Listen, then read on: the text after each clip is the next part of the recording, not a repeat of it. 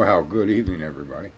It's kind of tricky timing to cue in the intro music and then cue out before YouTube picks it up and starts spitting it across that stream, which is also open, which can't be muted until the stream goes live. Boy, I'm telling you, the tangled webs they weave which just causes me stress.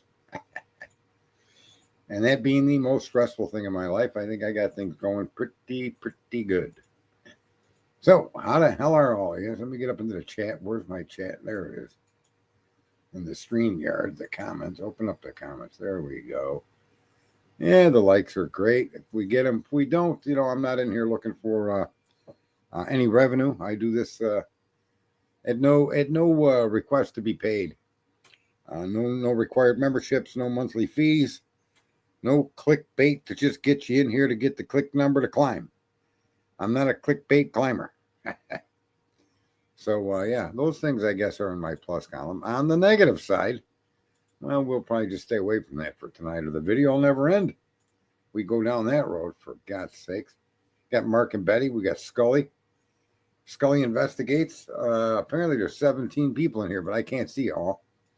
I'm not sure why. So, yeah, we do have a couple of things we're going to go over tonight. And let's see, below the waist. Just sorting through some of the few things I'm going to use. But as I was saying, and I've been saying now for quite some time, what up there, Rui? I think it's a fool's play to try to solve this crime. However, I don't think it's fool's play to look at the information that's been released and make sense of it, not in an attempt to identify the killer or killers, but more so in an attempt to understand this crime scene is way more complex and got a lot more going on than anything was ever shared to the public as this process went through its corrupt 2-year plus media frenzied lie-infested I don't even know what to call it, man, what they did to this guy. If this guy's involved, it still doesn't make right what they did by hiding and protecting other people that were also involved. And that really isn't a question anymore when you look at the information released by the coroner, the information of the crime scene photos, the nature and location of the wounds are just items that just keep stacking on top of each other. And, one coincidence is fine, but you can't have a coincidence with every bit of information, or every story you're going to tell the public has to be backed up with some kind of theoretical story. Evidence should be evidence, right? A stab into the heart is evidence of murder, or whatever they call it today on these stupid social fucking medium platforms. But I'm not going to use the whatever that next term would be in my streams, right? So let's see. What was I saying? Yeah, it's very difficult. You get a story, you get a web, they weave a web, and then they place the context of what you're going to see, and they bury you in context. But the evidence doesn't support the context you're being buried in. And when that begins to happen through news cycles or press releases, you're being fed horse shit. A piece of evidence does not require a mountain of context to be heaped upon you. And when you look at the context, like white car, okay, there was a white car there. What does that mean? That it means that there was a white car around there. And honestly, it may not even mean the car was white. The video where that what's that lady's name there? And this is what, a lot of us are smarter than this. But it gets past us sometimes because there's so much horseshit launched on top of us. But the vehicle and the description of the driver that Molly gives is the vehicle that's on that video. Because she claims it's a light tan or a light color, almost kind of confirms it. Because there was a infrared camera. And the infrared camera wouldn't pick up the color of the vehicle. The lighter the vehicle is going to show white. The darker the vehicle is going to show black. Right? You're going to get Yikes. So now let's take what Molly McMichael said as truth. She saw what she thought was a tan or a light tan vehicle. Some guy with a blah blah blah. You guys know what I mean. So if her presence in the scene, which is at this point they've set it up so that the information almost makes it undeniable that she was there. So the question is, what did she see? And when she tells us what she saw, under the context of a white car, makes it seem like she's not telling the truth. Or it makes it seem like, makes it seem like she's not telling the truth. The police discounted what she said. She discounted the third floor bathroom window, a girl coming up, looking out, and then dropping down every time she looked up at the window. That has to be accepted as truth. And when we look at the kind of hair that was in the victim's hands, especially Ethan's, that dark color hair may in fact be consistent with what she saw. The vehicle she claims to have seen go down that road as she was walking down that road, it is the vehicle coming from the exact location. Okay, they kind of claimed the car came down that road at that time. But her description of the color of the car is why they discount her. But they're too ignorant to realize they're looking through an infrared camera. And the infrared camera would never give you the correct color of the vehicle. So Molly McMichael's testimony is germane to this particular incident, this case. Because regardless of what that person was driving, their interpretation of it or their claim of what it was is not really readily verifiable. There is no that I'm aware of. There is no video of a tan-colored SUV, a small SUV. What is a small SUV? I don't even know what that is, as they're claiming it to be. So I would want to just point it out to people that woman's story does have truth to it, not because she's a trustworthy person, because she's describing events that happened directly to her. That 90% or 99% of what she says, at least a good portion of it, let's just say that, forget the percentages, it's caught on camera, verifying her presence, verifying her walking down that street, verifying her with her dog. That's true. That can be proven with video, right? So,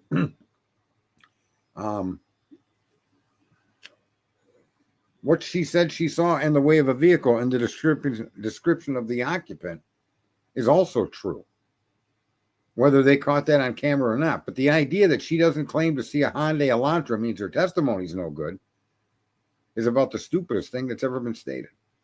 Her testimony is more accurate than any claim of a Hyundai Elantra being involved, right?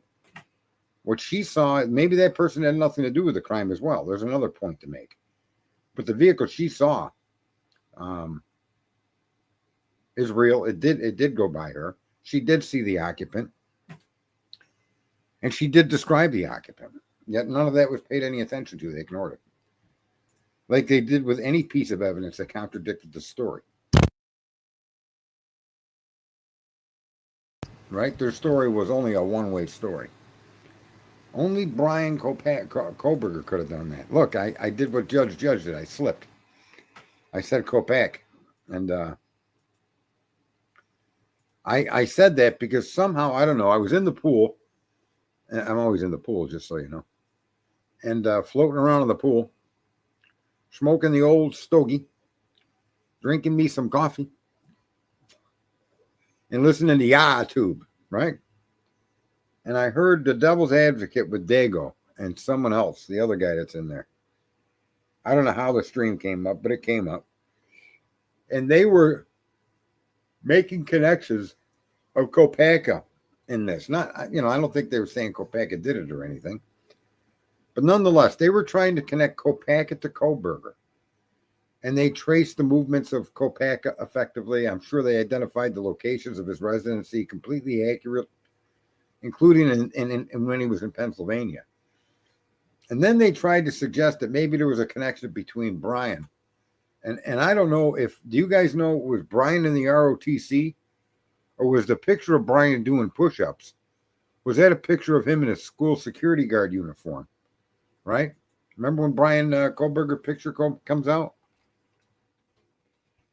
Ew. I'm gonna see if I can find it with a quick search. Their images. Yeah, I don't know if that's PA figures called to ID. Now I don't know what that is. I'm gonna put an end to it right now, though, so we know. Um, if Lucy's in here, she would know. Lucy knows. Lucy has a lot of data burned into her brain. A year of Brian high school law. Yeah, it's a law enforcement class. Okay, so to Dago and to the Devil Advocate, the image of the push-up has nothing to do with ROTC.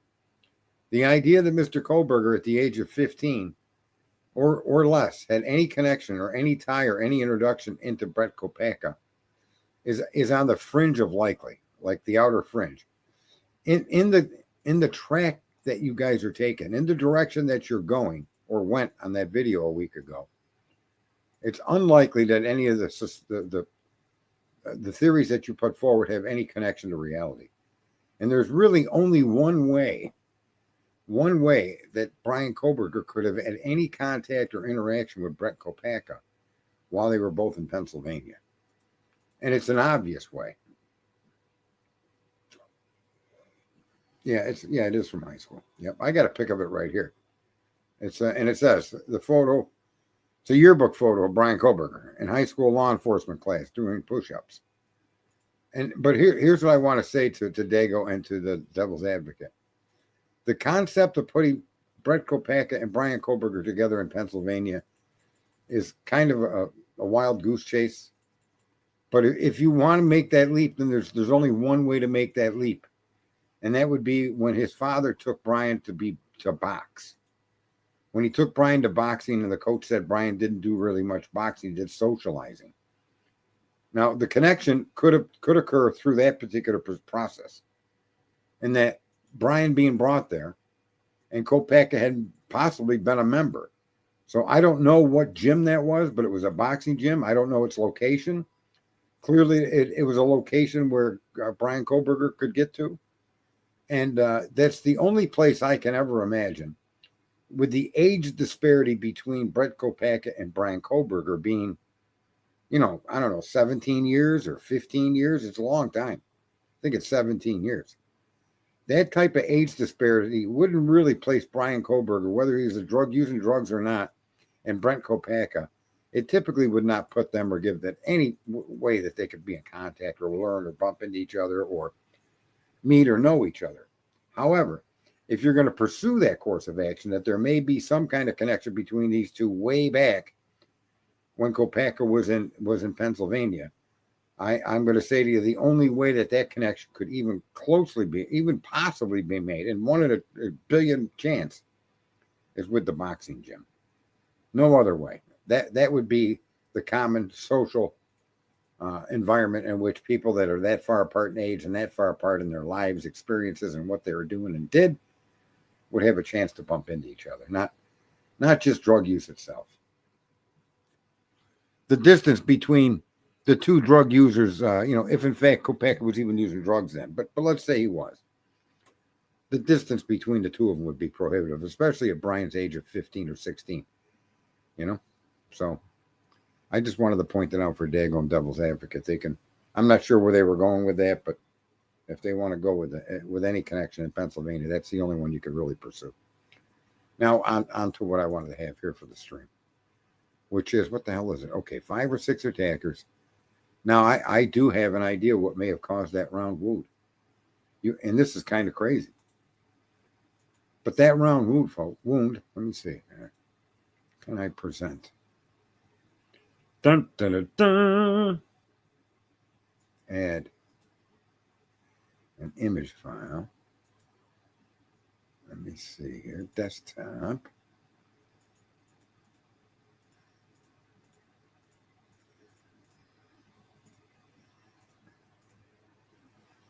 Okay, folks, I'm going to put an image up on the screen. And this image shows what is a tool that would put a round circular wound into somebody. This is called a halogen bar. And the irony of this is the most effed up irony of all, is that halogen bar is used by firemen to force entry into a vehicle or to a home or a business. Now, when we talk about a wound that's about round, a round wound, there's the only tool I could find. And the fact that it's a tool that belongs to a fireman is just mind-boggling. Now, the tool can be 24 inches, 30 inches, 36 inches, so it can be bought in different sizes. But, I mean, that particular end that's touching the table, that's round, it comes to a somewhat of a point, but it's not a pointy point like you would think. It's not a sharp point like the tool above it. The ends of it's on the left side of it, or the side towards my picture, those come to more of a point by far than that tool that you're seeing laying in the foreground. When it comes to the round wounds left on two victims, a tool used by firemen, which apparently Dylan Mortensen thought she saw a fireman. Isn't that true? Something a fireman would wear? Did she misstate would wear, or something a fireman would use? Did she supplement the word wear for use? Oh boy, the wicked webs we weave.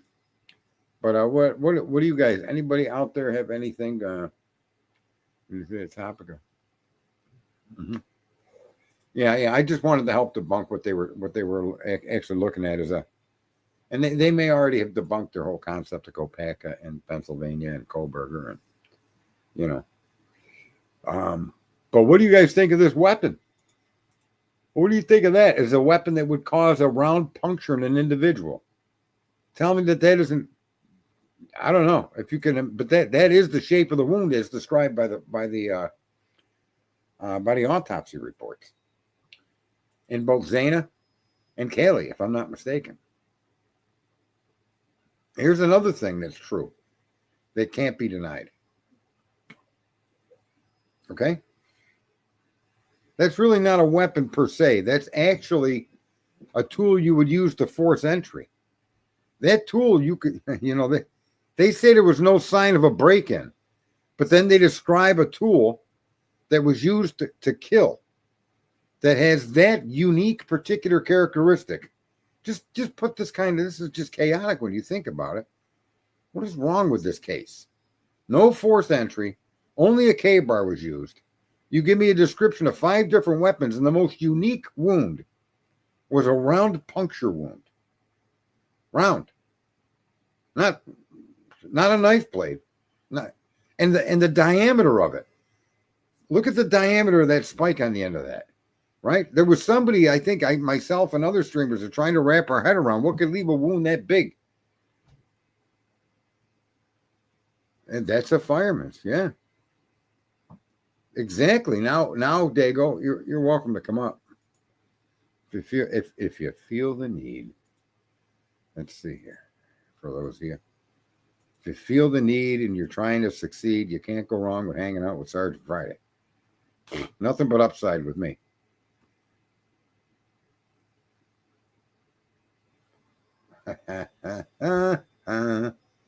Yeah, see, this is what I mean when I say I'll never solve the crime, but I suspect that I'll be able to read the crime scene piece by piece and create a picture of what happened in that home. Device is not connected, it says, Dago. I cannot add you. There you go. What saith the Dago? What's up? There you are. Are you there? I'm here. What's happening? I'm just figured I'd come out and poke my head into the mix. Tool, huh? That's interesting. What do you think? I think I used to carry one of those around for 17 years of my life, the bigger Would that one. would that make the puncture wound in the description that they made? Of course, it could make puncture wounds. It could do Really? a whole lot of damage, and it could do a whole hell of a lot of uh, it's heavy. Okay, that either one of those ends could bash somebody's face in for sure. But it's the point at the top. There's a round puncture wound in Kayla and Xana. Oh yeah, I About could do four that. inches deep. Wait, about 4 inches deep, about an inch wide. Look at that point. That no, you're right. It could definitely do that. My issue with the one, if it's true to form, Logan had showed there was a photograph on the back of Xana. I think it was that was a perfect circle hole, like a puncture mark. Okay, and around it was like a rectangular box that kind of looked like a burn mark, and then the puncture went into it. So I wonder. Well, look at that. The way that's built. It's welded to a square base behind it to be the No, I last thing yeah, to no, I contact agree. the skin, I right? agree. I agree. I'm just trying to figure out how it would have caused the burn or abrasion mark with it, but it definitely would make holes, puncture hole. And Steve talked about punctures like Jesus 3-4 years ago almost. Large But gouges and puncture wounds. Yeah, it's the size of the puncture wound, its diameter, and its right. depth that makes it unique. You couldn't use it. Wouldn't be a screwdriver. Not No, no, possible. no, no. It's definitely not. It wouldn't be a tent stake because those are Mm, usually square and have a point on them. it's a perfect circle, Sarge. It's completely circular round. And so would So that be. That is. yeah, it could be. That is Makes you perfect. wonder. As it goes in, as it penetrates, it may start in a shallow round point, but it is a round attachment. That was one of the images I got. It makes me wonder now, going back to hearing about there being a firefighter there. There Okay, I'm is sorry, that a but coincidence that that tool exists, that puncture wound exists, and Dylan mentioned a firefighter. that's what I'm saying. I mean, how many coincidences do we need here? Now let me put it this way though, because I know Dylan lies and she twists shit. So I wonder if the firefighter statement was brought up not because she saw somebody dressed like a firefighter, because she knew somebody that was there that was a firefighter and knew that person was a fireman. Period. Or knew Okay. that that tool in they had in their hand was was a Well, that firefighter tool. too. That goes along with it. That Yeah. isn't used by police. There isn't used by No, construction that workers. is absolutely a firefighter's hand tool. We all carry those for everything because they're made to break into doors. They're made to bust open windows. They're made to prop open doors on cars. All sort that the other part of the pointed part is to pop a door on a car, so on and so forth. All of that stuff. So I had one of those in my hand for every day for 17 years. No lie. So Well, it's unique enough that, it and is. it resembles closely exactly what they describe.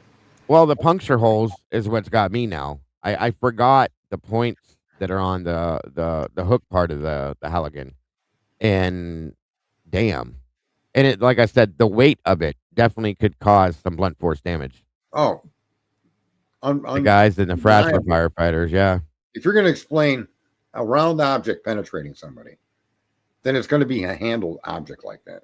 Sorry, it's yeah. not going to be a knife blade. No, Or it's not going to be no, something. It's not going to be like a drift. You know what I mean by a drift? yeah. It's It's a not. steel punch. It's a perfect circle. The one on Xana's back, we looked at it last night, was a perfect circle, sir. Okay. Perfect. Like something went in and came out the same way as a puncture hole, not a cut, not a stab. It was a puncture, like you would. And again, that takes you back to Steve saying that they were large gouges and or puncture holes, is what he said. And just like I pointed out, I think you were there when I did it, Sarge. When I did the whole broken golf club and it was snapped, making puncture wounds. Well, it's almost the same shape and style as Look at that point. You know what I mean? So Rusty Buckle says the guys in the frat were firefighters. there were firefighter guys there.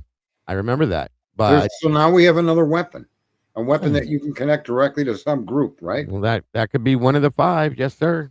Okay. I think agree with you. yeah, we agree with that on the amount of attackers, the 5 or 6 attackers. Yeah. Yeah, I have no I think doubt. Well, don't you remember? Kim came out.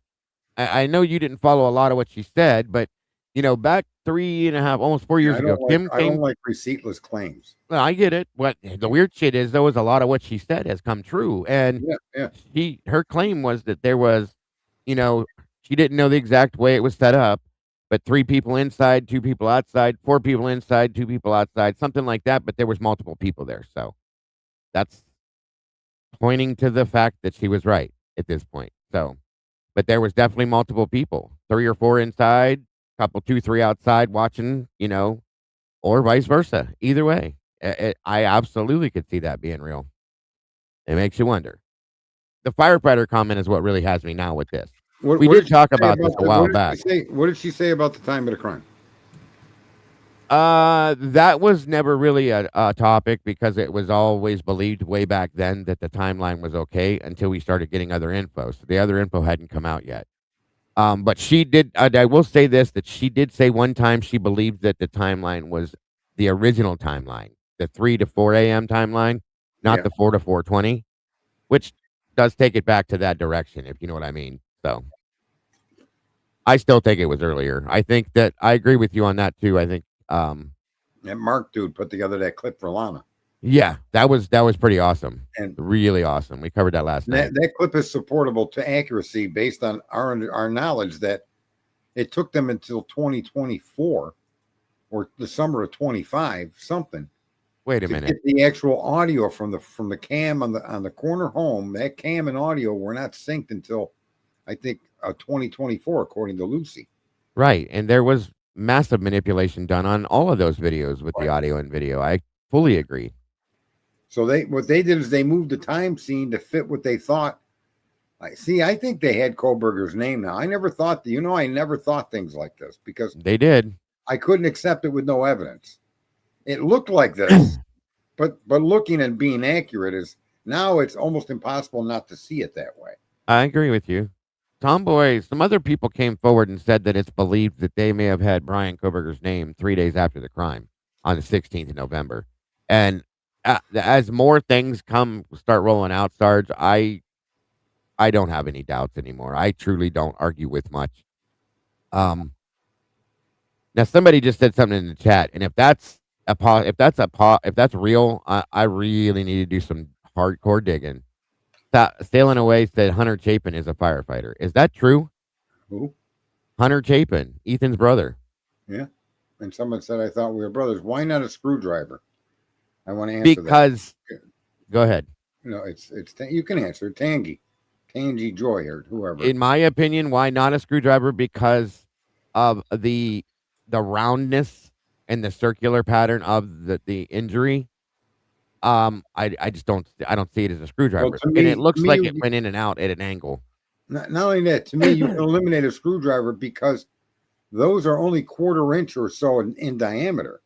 And this wound is completely round from beginning to end, and it's a inch or something in diameter. It's big like the spike you're seeing on that tool. It's not. Right. It's It's big. not the diameter of a pencil.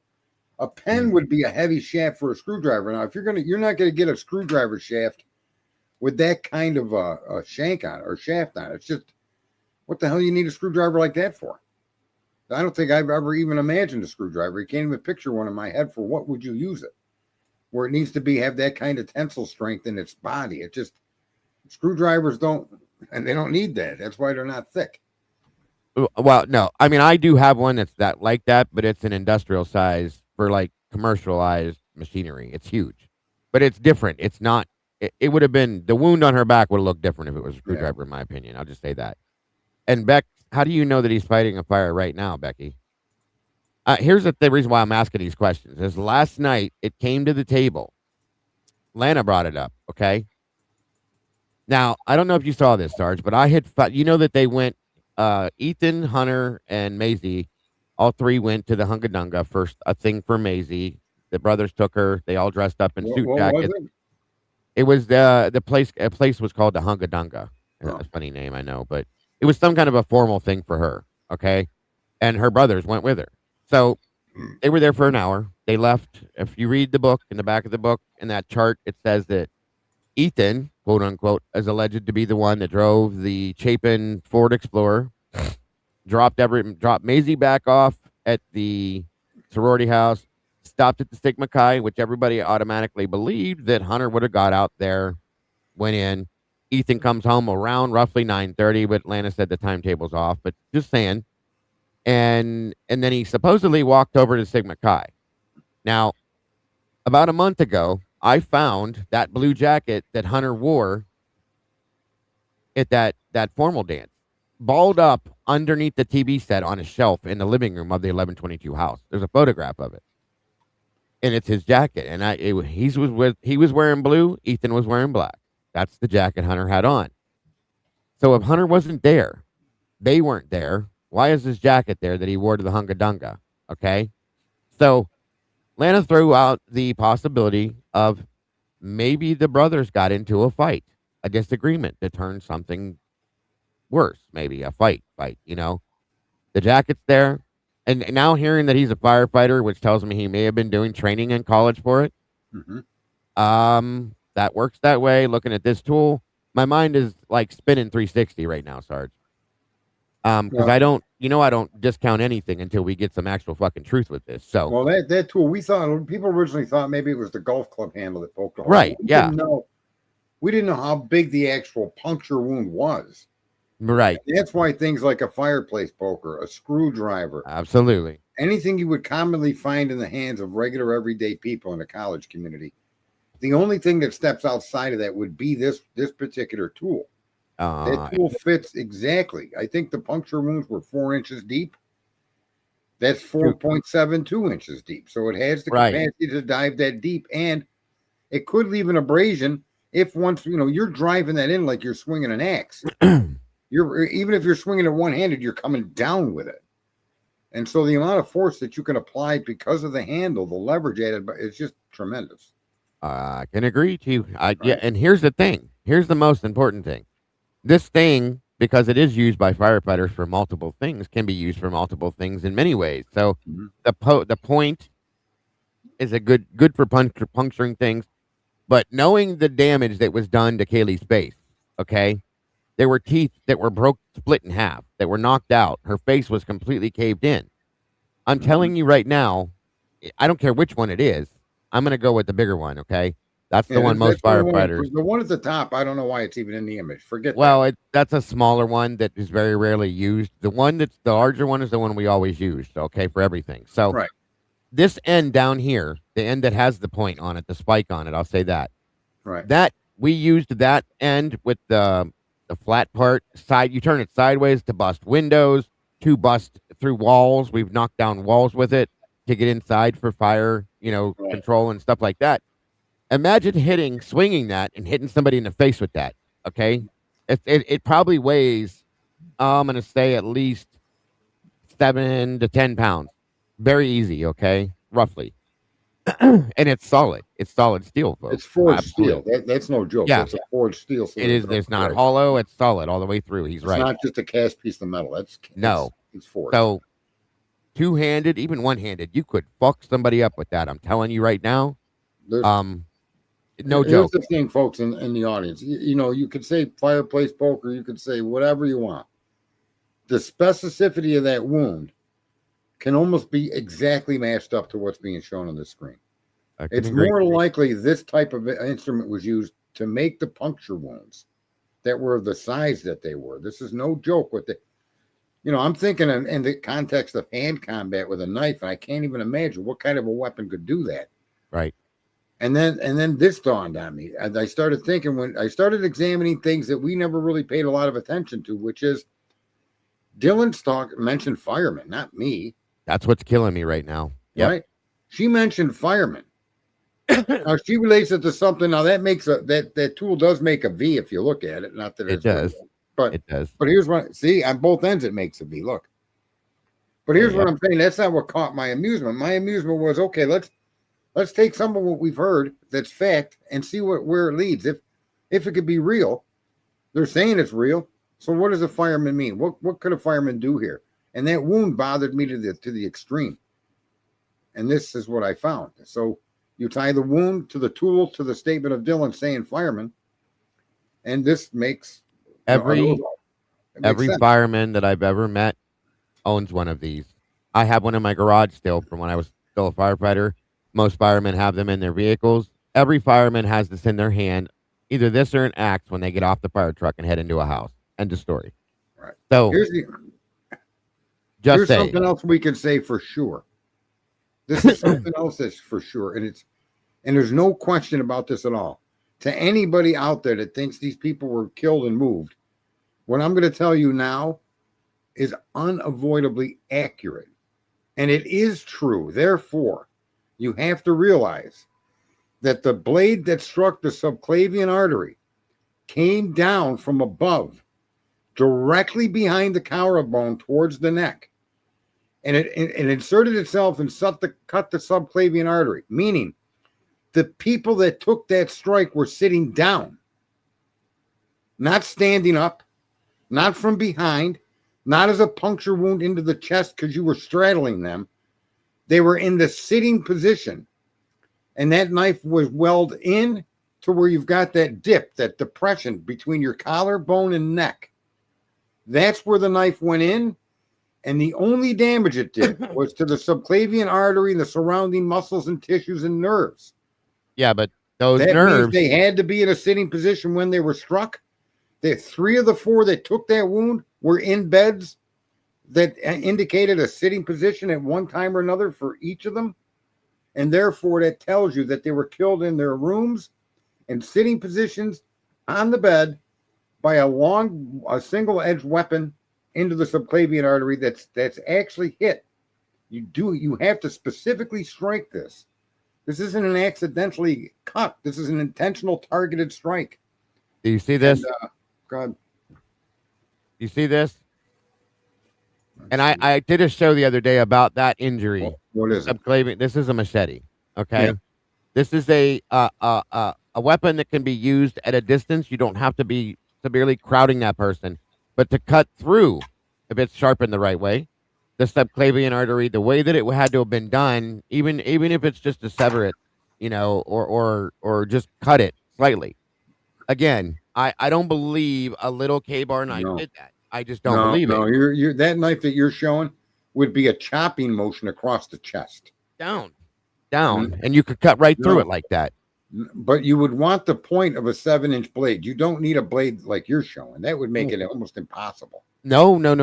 I did a show the other day and proved how it could be possible. That's what I'm saying. You could do it either way, but you don't have to, like with a 7-inch little blade, you got to be on top of somebody, in my opinion. That's not little. That's no, they got to be sitting. That's right. Okay, and that's what I'm saying. If they're standing above somebody with this thing, you can come down on them and cut right through, almost cut through their shoulder if you need to, because it's a bigger blade. I think it's one of the weapons, Sarge, is what I'm saying, not the main one. But here's the thing, though. When I covered that the other day when we talked about it, when you cut through, you were talking about the nerves and the nerve endings, the ligaments, all that stuff in there, okay? When you cut through that stuff and cut into that stuff, you can paralyze people. You can cause all sorts of multiple other things to where they can't even move because of the nerves and stuff and the muscles and tendons that are in there. Yeah, but I don't see, I can't wrap my head around them doing it with a machete, with them actually penetrating behind the collar. This is a very specific wound you're not going to get from the top because you got bones and ribs there. Well, it runs right here. Can you see me? Get behind the collarbone, though. The collarbone is here. Okay. Yeah. It runs on either side of it. So I know what you're saying. You would have to get in pretty precise to get into there to do that. Here's how you would have to get in. I'm telling you, this is trained. The information I'm giving you is, in my opinion, this is trained information. If the fighters are trained to hit this way, look, it's got to come straight down, just like your head is straight up and down. The knife has to enter straight down behind the collarbone, period. And there's no other way to get there. You can't slash or beat across the face of the chest or even break through the collarbone. You're talking about like specialized training to do it like that. Not just specialized training. The subclavian artery is taught to combatants. Yeah, that's what I mean. That's what I mean. Okay. Like, yeah, hand-to-hand combat, and this is how they take their people out, by coming up and just boom, and they go down. I know what you mean, yeah. But it's a straight up and down movement. It's not, the length of the blade on that machete, you'd have to be standing on a table, okay? Or they'd have to be sitting down in front of you, and you put the blade into them that way. It's got to come straight into the body. not from the face, not from laying on your back, not any wound directed straight down if you were on your back. It can only enter the subclavian artery if you're both standing face to face and your thrust is from up and straight down behind the collarbone. And it must go behind the collarbone and the depression of skin that's there. Hitting that specifically is a challenge, but it can also only be hit specifically that way when you're in a position to deliver that blow. All right, I'm going to show you something that I used the other day. I agree with you. That's a very huge point. I just want to show something, if I can, real quick, as to why I came to the decision I did with it, based on my medical backgrounds and stuff and I've seen, but it doesn't mean it's right. This is where I was thinking. I threw something backstage for you if you want to throw it up real quick. Excuse me.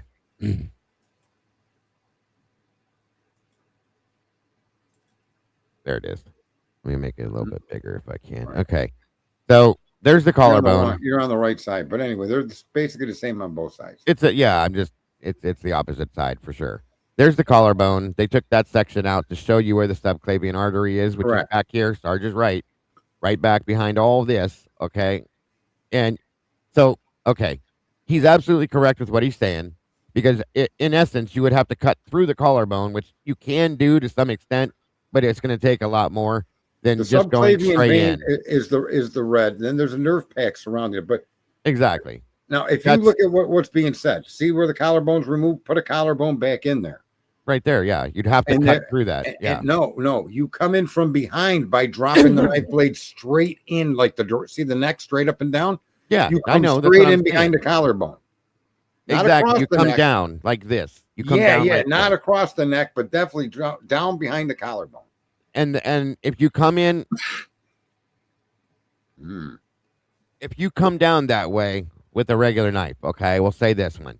You come down like this, okay, at that angle like that, you can absolutely cut right through it. He's correct, 100%. Now And the other ones had the nerves and everything. That blade that you're holding in your hand would destroy the subclavian vein, the subclavian artery, and the nerves. Absolutely, and it would you come right down into the shoulder, cut right through it, and pull back. Yeah, you'll go through it. I agree with you. Back. Yeah, if you got the blade held in your hand the other way, where the blade is now east-west instead of north-south like you had it, right? Yeah, I agree. Right? Either way, but you can hold the knife in any direction. But the fact that subclavian artery, here's the crucial parts that matter, is that shows the likeliness that they're accurate in telling you these people are on the bed, that they were sitting down. Right. Okay? That doesn't mean they weren't being restrained or under threat to be sitting down. They weren't laying down. They weren't standing up. They were sitting down. And when that knife was thrust into the subclavian artery, three times on three victims that we can argue were sitting up, right?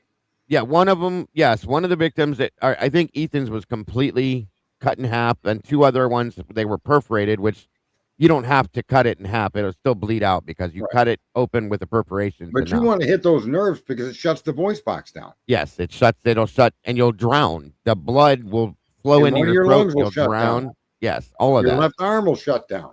Your heart, your right beats the heart nerve. There's a nerve pack there. It paralyzes. Right. Absolutely. Right. So this is what I want to say when it comes to weapons. The specificity of the wounds and the accuracy of the wounds that actually did kill them, the subclavian artery, is almost the odds of that being true in 3 of the 4 victims tells you the training that these people had. The person that swung that knife for that blow knew what they were doing. This can't be an accident. Where else have you ever heard of the word subclavian artery? You've never even heard that in your life. Yeah, I agree. All of a sudden, 3 victims were all struck. All 3 victims would have had to have been seated. All 3 victims, the knife would have had to come straight down from above behind the collarbone to hit that artery, and they did it 3 times. Yeah. That is no accident. I think the only one that, Xana, she's the only one that was up and moving around, in my opinion, enough, which is why all the other things happened with her as well. But no, they're not Kate K. They could have been in front of them. But somebody was trained with a weapon to hit the subclavian artery. And there's nothing that's ever going to change my mind. That look at you could have cut jugular veins and bled these people out. But they didn't do that. They hit behind the collarbone straight into the human body. They went straight into him from there to hit that artery. And that's the specificity of that is just It can't be a coincidence to do that 3 times. It just can't be. And the only one that didn't get hit there was Zaina. Right, and I think Because they she did was it on her back. they did it, I think, to shut them, like, especially with Ethan, he was the only threat in the house. So to do that would shut him down immediately. It's whoever did it, I agree with you when we talked about that in my show the other day. Very likely did it on purpose to shut him down and the rest of them so they can't get away. Well, I Okay? contest that artery strike on 3 victims shows that the person It does. wielding that knife hit them there on purpose. That Yeah. was not an error. That was not a mistake. That wasn't like, oh, I won the lottery 3 times. No, sorry. Well, and here's another thing I'm gonna throw at you real quick. You may say yay or nay, but I pointed this out too. It's interesting that Dylan, once again, was taking free uh physical therapy. I know for a fact when you take, because I even talked to my wife about this because she worked in that field slightly for a period of time before she got into what she does now. When you take physical therapy courses, you take anatomy courses, Sarge, heavy duty, hardcore anatomy courses, okay? Which teaches you all about the body, where all the muscles and nerves and veins and arteries and all that shit are. So I'm not saying Dylan hands on did this, but I'm telling you that if she was I don't taking think those they could have. anatomy, right? I'm just saying I if don't she think was it's possible. she may have been able to tell somebody, No, hey, listen. I'm not saying Dylan didn't have an involvement. It didn't inflict a wound, but the subclavian artery, there's no question. The skill level and the comfortability of making that strike was in the person's hand that swung that knife. This wasn't because I studied I don't know that I can do that, and I've read so much about it that this is a unique debilitating attack that's targeted by somebody that knows how to fight with a knife. Close quarters combat. This is something that you're comfortable with. You've practiced this, and now you've executed it on 3 well, different targets in the same vicinity of each other. That's just that doesn't leave much open other than possible military training. or there's some of these knife aficionados like guys with guns.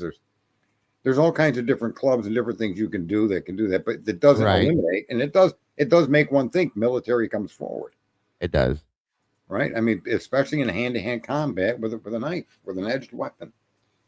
I don't know. To me, that tells us the story. It tells me is knowledge, experience, and the capacity to do it consistently. That's tells a story. Sure. Yeah. I mean, like I said the other day, the only other I said that too.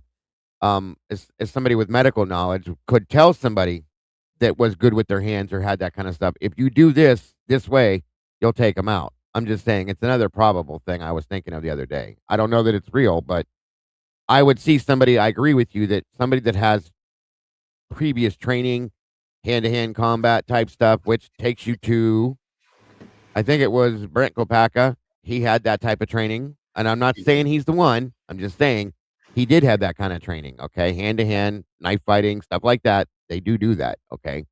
Special forces does shit like that when they sneak up on people, when they go behind the lines and they're on their special ops. They go up, they take out people very quietly by doing that because when The you do value of that, that, the they value of can't that scream, they artery can't do anything. the value of the artery is that you shut the person's voice down. That's what I'm saying. They can't talk, yell, scream, nothing. They can't move. They're done. Right. And it Well, shuts them down like that. They can It's still instant. move. Well, not very much. I should say that. Their right arm would go down. Right. It'll take them to the ground, and the blood flow. It drowns them out. They can't yell. They can't scream. It paralyzes their vocal cords at times. All of that stuff, and that's how they shut them down. That way, they can't warn anybody else you're there. So I agree with that. I do fully. Oh, okay. I was looking at something else somebody sent me. Yeah, very interesting stuff. Very interesting. Yeah. So let's see. What else is I going to show? What is that? That's Happy Hounds. Happy. I don't know who I haven't that is. seen Happy in a while. Yeah. And can you hear us, Happy? Happy? I don't see a microphone. Well, it doesn't say muted. Mm-mm. She's not muted. She might have to go out and come back in. Okay. I removed her. Yeah, the Halligan thing really. As soon as I saw that, I was like, "Oh shit!" Oh, Because did you the hear whole what I was- firefighter thing came right back to me too, Sarge. I'm like, "God damn!" Okay. You and Devil's Advocate a little while ago we're talking about Kopak and where he lived and all of that Yeah, stuff, right? yeah. And I think you guys missed one crucial thing, in that there's in the ways you were describing potential connection between Kohlberger. I think it's the odds are against that in huge ways, millions and millions to one. And I think Sure. what you missed, here's what I think you may have missed: that if a connection could have been made, a logical connection would be when Brian was brought to that boxing gym. If there was ever a chance or ever an environment in which these two could have bumped into one another, Yeah. it would have been then. But then you also run into the problem of the age disparity.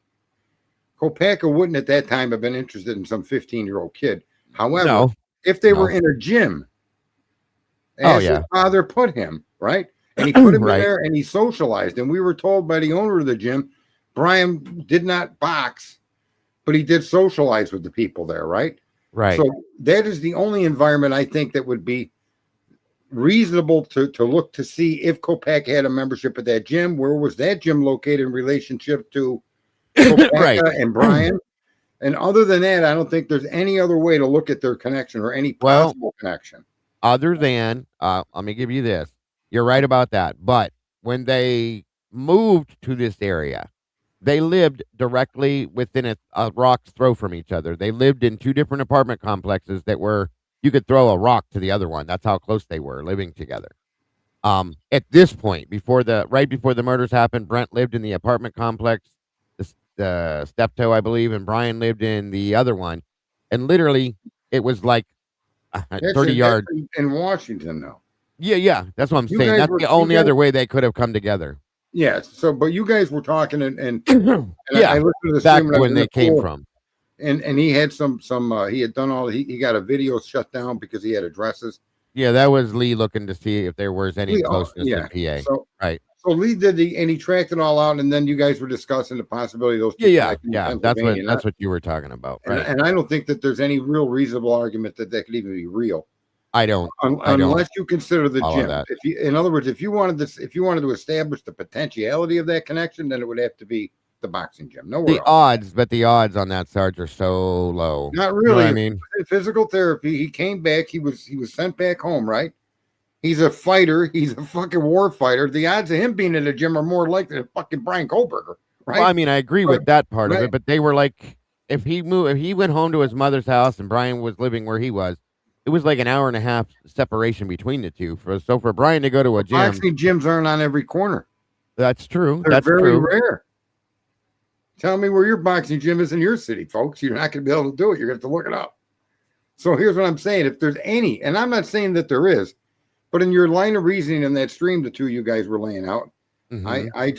I don't think that there's any logical connection any other way. And you didn't bring up this particular possibility. And even though this is No, unlikely, it's just as it's less unlikely than I think the proposition of drugs and bumping into each other for drugs. I think that that's an impossibility because of the age gap. I just don't think that that's possible. And if Brian Kohlberger did bump into anybody older than him that sold drugs, they didn't know who he was and didn't give a fuck. They just wanted his money. In other words, they're not building friendships or anything like that when they're selling drugs to young kids underage. They're not just selling the normally. drug and No, moving on, right? that is true. Well, yeah, in younger years, yes. All I'm saying is that the fact that they lived within 30 yards of each other in Washington right Yes. before this happened, that point could bring them together to me more than the boxing thing could. But Well, that's a logical explanation, though. What you're saying, I agree. I think the boxing thing and or that survey he put on Reddit. That could work too. That's a good point. Those are the only two ways I think that you can make any kind of potential reasonable. Is it true? I don't have a clue. Is it? Could you definitively decide one way or another? You could with the gym, Yeah, but you can't with the survey. Right. right. How the fuck do we know who answered that survey? That was the whole point of the survey, was to keep people secret. But we don't know. We don't know what communications, if any, Brian had with people that took the survey. That's true. And what I wonder about is, if you remember way back in the beginning, we were told by some kind of an eyewitness that lived, I think Kim just threw it in the chat too. Somebody that lived around that area saw Brian sitting on the stairwell to one of the apartments to go upstairs, kind of having a bit of an argument with some guy that seemed to be what they described as like a motorcycle type guy or something. I don't know what they saw, if they were describing somebody else, that maybe it was Brent. that they were having this disagreement about something, or it seemed to be. We don't know what it was because they couldn't give any more Well, details. where's this? Where's this? Is there a document on this, or just somebody saying it? It was in a document. I can't remember which one it was, but it was an eyewitness account of an interview they took from the person. I can't remember which document. I'm sure we could find it at some point, but it was way long time ago. Okay. It was the only time or any only person that came forward stating that they saw Brian having this conversation with somebody that they described as a motorcycle type guy. It was one of his neighbors. So, Okay. Well, and I wonder, like, what one is of that? Brian's neighbors in his own apartment complex, or in Yeah, Kopak's and apartment the complex. apartment complex, Brian. Okay, yeah, he could have had a little disagreement with somebody, or yeah, could have That's my disrespected whole point. They somebody. were sitting Yeah. there talking, and somebody, I don't know, I can't remember how it ended up pointing to the whole motorcycle thing. Um, Happy just said it was the same neighbor who supposedly saw him at the pool party. They said when they walked by the two of them, when they walked by the two of them shut up, and when they continued, they started talking. Yeah, exactly. Yep, yep, yep. Thank you, Happy. That's my curiosity as to was it Brent But Kopaka let's he was not do talking what to? let's not turn Brent Kopaka into the white Elantra, right? That's what I mean. We don't know, and I've never really I followed along with it too much, only because of that. So Yeah, and I think you could start to make the argument. I can't even impress people enough that this hit and where these people were hitting that artery is so crucial. That is a bomb storm of information that I don't think people really internalize and understand just how important them three strikes are. it is. It's very important. It's extraordinarily telling. It tells you something that nothing else really is telling you. This particular weapon that I produced here to suggest it made the weapons the round puncture wounds. Now, Yeah, I'm going to tell you that of all the streamers out there, I bet you I'm the closest one to accuracy on what the weapon may have been. No one very else has come likely. up with an idea. And Very all that I've likely, listened sir. to, right? The wound is Very. unknown. Go Yeah, ahead. it is. It is. I was just going to tell you I'm going to grab my coffee. I'll be right back. But yeah, I agree with you. I think I think that if more of us concentrated on just trying to interpret what the crime scene is telling us, instead of trying to connect it immediately to a perpetrator or to a group of perpetrators, right? We've got to be able to take this particular pack of data and nail it down and paint an accurate picture of what the data tells us. And it's not up to us, and it's not probably within our capacity to then take that data and solve this crime. However,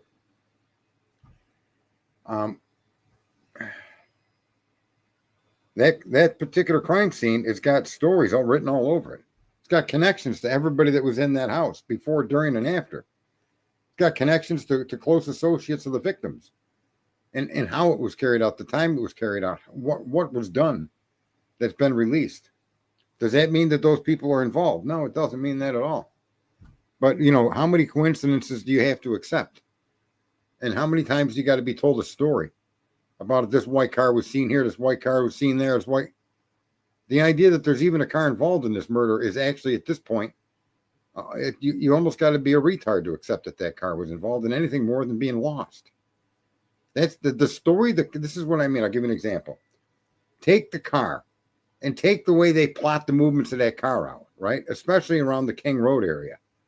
And those movements are more accurately to describe somebody that's lost than somebody that's going to strike a quadruple homicide, okay, 300 feet away.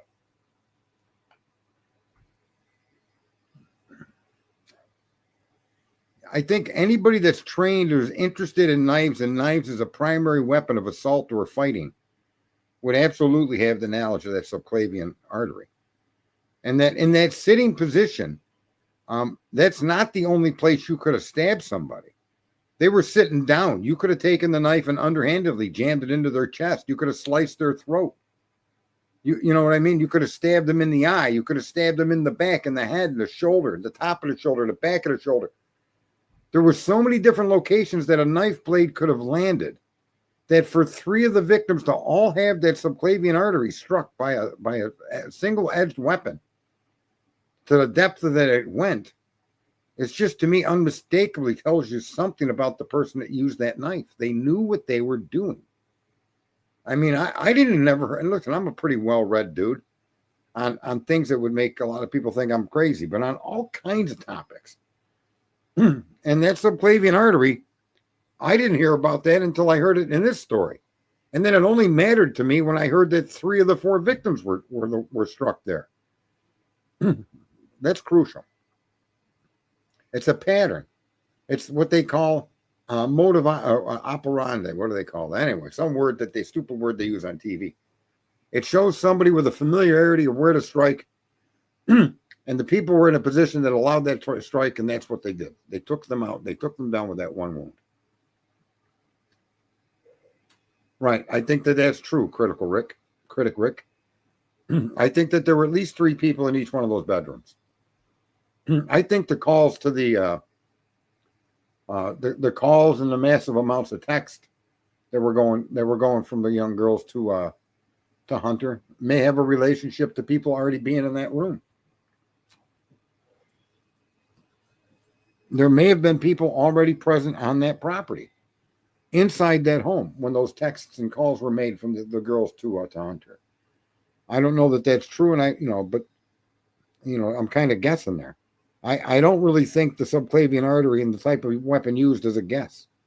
I really don't suspect that the weapon I'm showing you here on screen with the big pointed end is not the weapon used to make the puncture wounds described in the autopsies. This type of weapon had to have been used, and just a description of the wound itself demands this was what was used. Not just because, mainly because it fits the description perfectly. Period. That in and of itself makes this weapon likely. Again, adding another weapon to the crime. You get double-edged knife, single-edged blade, serrated edge, and a puncture. Are too many weapons for Brian Kohberger to have wielded. Again, not exonerating Kohberger from involvement. Which at this point, I don't even like saying that, to be very honest with you. Because there is so much evidence in this case that points to all these other different scenarios, none of them to include a single person, that, you almost have to take Kohberger out of this to understand this. That's where I'm at with it, Sarge. Right?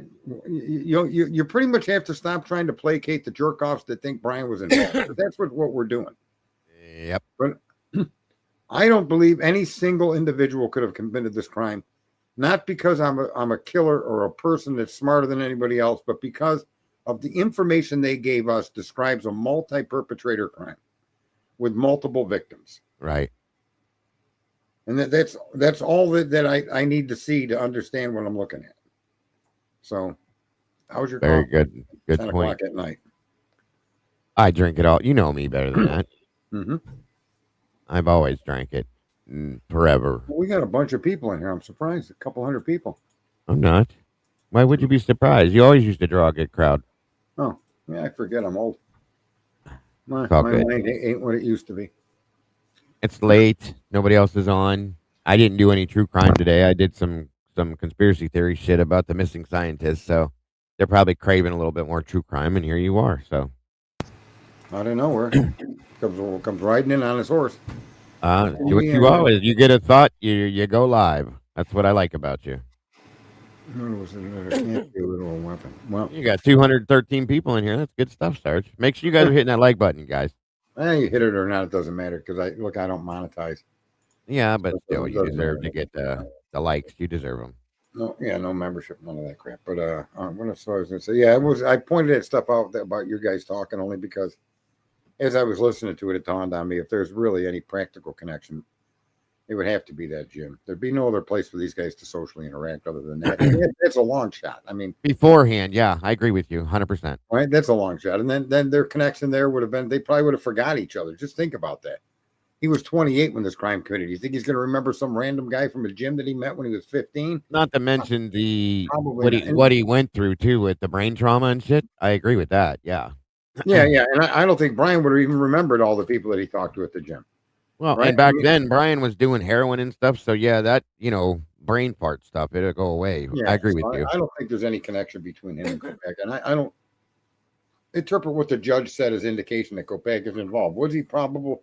suspect. It would be stupid for them not to have considered him a suspect, right? I agree. Well, with his background, Yeah. absolutely. He was Absolutely. known to the police, right? Chief Fry said that he had a relationship with Brent Kopaka because of previous interactions. So yeah, absolutely. Yeah, so I wouldn't find him an outlandish. What I do find outlandish is that they didn't let the evidence point them in a direction. Uh-huh. They picked a direction and then twisted their understanding of the information to point that way with them, right? Sure. Yeah. So they were going against the wind here because none of the evidence in that crime scene tells you one person did this. No. And it's not possible. It's blatantly, absolutely impossible for one person to have dealt out that kind of damage with those multiple different wounds Multiple in people. any amount of time that they want to suggest it happened. And forget it. Even Yeah, if it happened at midnight, this could have happened between 8 and noon in the morning. right. And ain't no way one motherfucker was going to do that. Well, You give him all the hours in the world you want. He wasn't going to do that. no, and like I said, the theory behind that whole situation, if you believe it, somebody came in with a gym bag full of different weapons and decided, okay, I got all night here, Right. and I'm just gonna. It's stupid. It makes no fucking Oh, sense. it's like, Kaylee, hold my beer while I get this jackknife. I mean, right? what? Exactly. Here, right, Maddie, hold my Exactly. beer. I'm going to grab me a machete. Yeah. Now, that 100%. machete you showed, there's a wound on the head or the neck. There's a couple of them. Yeah. Where the curved part of the blade, the curved part of the wound is deeper. Yes. It's not Yeah. a slashing wound. It looks like a striking wound to me. Right. And that would be consistent with the end of that blade for real. And if you look at the photographs that came out of Zena's bedroom, okay, there's two spots that I saw for sure where it looks like somebody missed maybe trying to go at her or him, Xana or Ethan, and they stabbed the side of her mattress. And it's about that wide, Sarge. And it's perfect. It matches almost up with the end of the machete. It's a puncture mark in the side of the mattress. So, and again, we got to remember multiple people, multiple weapons. There could have been 2 or 3 people in that room at that point dealing with the situation, okay? Chasing them around. Ethan's on the bed. That person's handling him. Somebody else is handling Xana. They're trying to get in, and there's definitely 2 marks on that mattress that are made from a wider blade, period. I don't care what anybody says. Go look at it. You'll see it. And it has to be, in my opinion, a machete. That's the only thing I can find that matches that width for the stab mark. Truly. Right. Two separate hairs in 2 separate rooms where the crimes were committed, right? Yes. One of them long enough to be a woman's hair. Oh, yeah. One of them, well, the hair that was found in Ethan's hand and on the floor was a good gob of hair that was definitely women's hair, possibly. I mean, I guess nowadays, the 8-inch guys. plus long hair that was found, the blonde hair that was 8 inches. Yes. Right. That was in Xana's room. And then in Kaylee, or I'm sorry, Maddie's bed, they found black hair that had roots connected. Yvonne says hair extensions. There you go. That's a good point. If they test it like they're supposed to, we'd know if it was human or if it was fake. But they only did, I think they only did microscopic or macroscopic or something like that. We could figure out macro length, width. And then the other hairs up in the other bed upstairs were black with roots on the end of them. They they could have tested that to find out. They do know it's not Brian's though. So there's that. What color were Ethan's grips on his clubs? I don't know. Probably black. Most of them are. Mostly black from what I've seen, Rusty. I've seen some that are white too, but the whole set is like that. But mostly black, all of them. How is it? And how is this? I think the most perplexing thing to me is his lawyer. How this wasn't worth fighting for in a trial. Nobody gets that right now. I never got it right when I stepped off. I know. I know. Like, what the fuck? There's just on what we know, you could beat this kid. You could beat them over the head and win. Oh, right. The only thing that makes any sense is that she had some other outlandish plan that you had to do that for. I still don't understand it, even with that. But plan. No, that's not a plan. She did what the system demands of her because she's part of a system that taught her to do that. That's the other side. Yeah. Right. Get the death penalty off the table to do your job. Right. She had the kid scared to death about the death penalty, and Bill Thompson played his role by refusing to let it go. And then when all the motions got denied, motions that some of them shouldn't have been filed, different motions should have been filed. Right. As a matter of fact, the minute they dropped that last drop, and that's where the hair came in. I don't know when the hair came in or when the timeline for the knife, the chain of custody came in. Well, the hair, the whole case should have been exploded right then and there. She should have turned right around immediately and went after Judge Hipper to get this case dismissed for the hair, prosecutorial malpractice. the hair showed up to her, from my understanding, roughly 4 days before No, I think she knew. Well, it was listed as debris. Remember, it was out there, but it she was under knew it was hair long before that. From what I understand. I mean, she could have, but yeah, he said that Ann Taylor knew about the hair, but what she didn't know about was and she didn't want it tested, right? He's saying because she didn't get it tested, so she knew about it, didn't want to test it, didn't do anything about the hair that was called debris.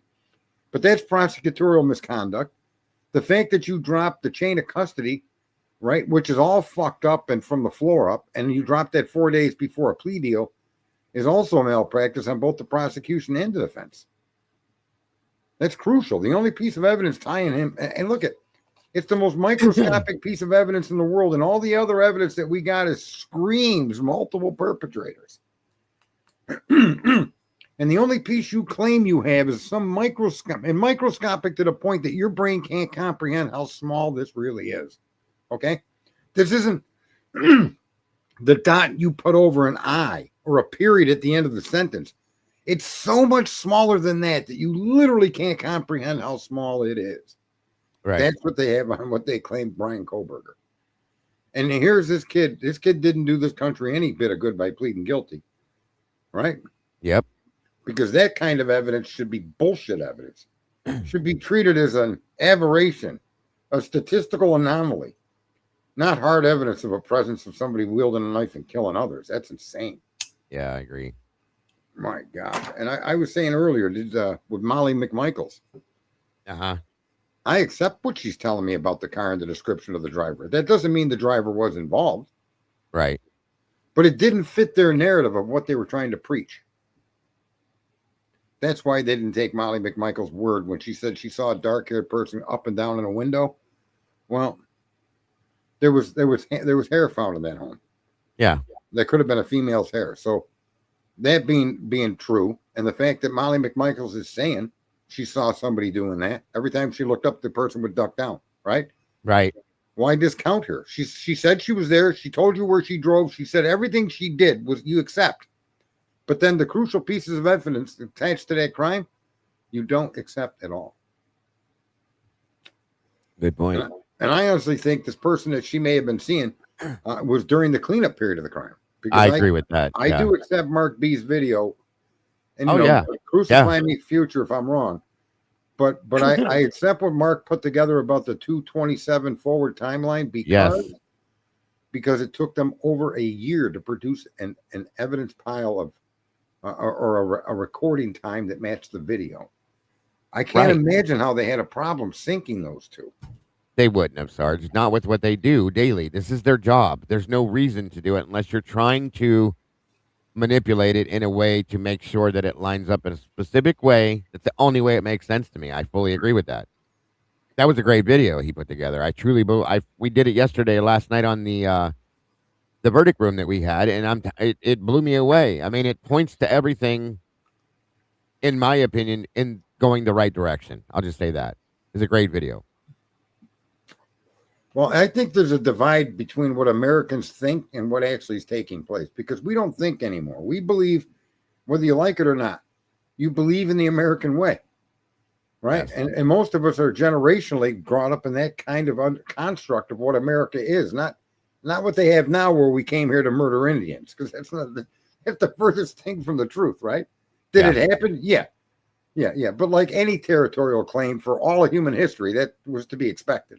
Right. Not planned. You know what I mean? They didn't even know the continent existed. So anyway, our understanding of what we think and we believe is not the reality of what happens within your judicial system. And it hasn't been for a very long time. And I don't care what anybody thinks politically, but the best example of that is charging a former president with 34 felonies that couldn't even possibly reach the level of a felony at all without lying, without cheating. Right. And then convicting him on them. How about a judge deciding to convict somebody because the judge didn't think the jury got it right? You can't do that in this country. We all agree with that. some of us put on these blinders when it becomes politics. Oh, I don't want to hear about politics. Well, everything wrong in the Koberger case is politics. Yeah. Right? Yep. All of it. So, yeah, you got the college politics, you got the town politics, you got the prosecution politics, the police department politics, you got the community politics, all pushing this narrative, all trying to sweep this thing under the rug. Right? Absolutely. Absolutely. So, a lot of people we get called conspiracy theorists, but there's no conspiracy in me showing that weapon against the description of the wounds inflicted on 2 of those poor victims in the Idaho4. Right. That weapon is consistent with, just like that jerk off fucking forensic person says, it's consistent with the potential of a K-bar. No, this is consistent with the actual description of your wound. Yeah. Show me something that matches it better, and you can't. So as a coroner, I would say, yeah, the wound matches the description almost identically to what do you call this thing? It's a Halligan tool. Yeah. Yeah, we live in some really crazy fucking times. The justice system is not justice; it's a numbers system. They got to clear the tables, and here's the thing: you're never going to clear the table. Well, we would get backlog. Well, so what? That's job security, jerk off. What's the difference? You mean to tell me that it's worth preventing a backlog by doing what they do? I say no. There's never shortcuts are never the most effective way to get something done. Right? Think about that, Dago. Right? You want it done right? It takes a little bit more time. A few more people need to be employed, and that's the way it needs to be done. And in America, that's just sadly our court system has been compromised for decades. Right. I like that person said that. Turvey. They're each jurisdiction, each area with a police and a court system is its own fiefdom. Right. Right. And that's the truth in America. But Americans don't get shared the truth. We got to dig and pound and scream and yell and pull, and then even then, Yes, sir. Yes, sir. Who's got the money? Koberger don't have the money to fight this, I don't think. Well, no, I don't think so either. But, according to, I don't even think I believe that either. According to the Gonsalves, he's got $40,000 on his books. I don't know what I believe anymore with what he has or doesn't have or should have or shouldn't have. I don't know. I know somebody tried to start a GoFundMe to help him for an attorney. Here's the thing. Brian has to be the one. Yeah. We all know this. He has to be the one to make the decision to fight it to begin with. We don't know what he's doing. Someone told parents to call me. I'll put up several thousands of dollars. I mean, there's a lot of people I think that would, but I would lead the deposit in the. He's just got to make that decision, 100%. Yeah, because that look again. This comes down, and this is what Americans never want to address. It comes down to holding to accountable those that we have in places that are there to protect us. Right. Making them follow the rules that we live by under the Constitution, that we don't really live by them, but that's the point. We should be. The government is the government is who the Constitution's written for. Right. And the people are there to support the government or to support the Constitution and prevent the government from crossing it. That is not a right that you have. Like, I give you the right to come into my house with a key. That's not what the fuck that is. Right, right. You are the house. You can go anywhere you want. You own you own yourself. And nobody can tell you what to say or what to do. That's true. As long as it doesn't cross the basic norms of fucking civilization, right? You don't kill, you don't slap, you don't murder, right, you don't right. steal, right? So as a person do all of those things, the government can't do any of those things to put you in the jackpot like they did Koberger. That's right. And I think Steve Gonclaves and him personally, I just never liked the guy. Right. A lot of people feel the same way. There's something about him that turns people the wrong way. Well, my understanding is different than other people when it comes to death. Mm-hmm. I look at life as moments, and one of those moments are going to include us dying. Yeah. Right. And so I don't think that it's terrible to be killed, but we all have moments, and everything we do, and whether we make choices or not, I don't know what guides us or if it's all independent thought or whatever, but we've got all of these moments that we live from the time we're Mm, born to the time we die. right. And some of the things that happen in those moments are cherished and loved and kept close. Some of them you wish you never had happen, right? Yeah, of But course. one thing that's definitely going to happen is we're going to Of course. die. So I don't see death. I don't see death as a horrible thing. I think it's just an unknown part of our existence, Mhm. right? Yes, And sir. doesn't mean I'm support people killing people, Right, right. right? But what it means is I don't. I don't think it's a tragic loss. I think a release from the form that we're in, from the materialistic form that we occupy, our bodies. A release from that is a release to something more and something else that you're going to experience. I don't think it Right. ends there. Yes. I think the experiences will just be different. They won't be based on flesh and blood. That's what we talked about that the other night on Lee's other show. Yeah. That you could be moving on, you guys, to a higher level of consciousness. Whether it's being human and you're just moving up.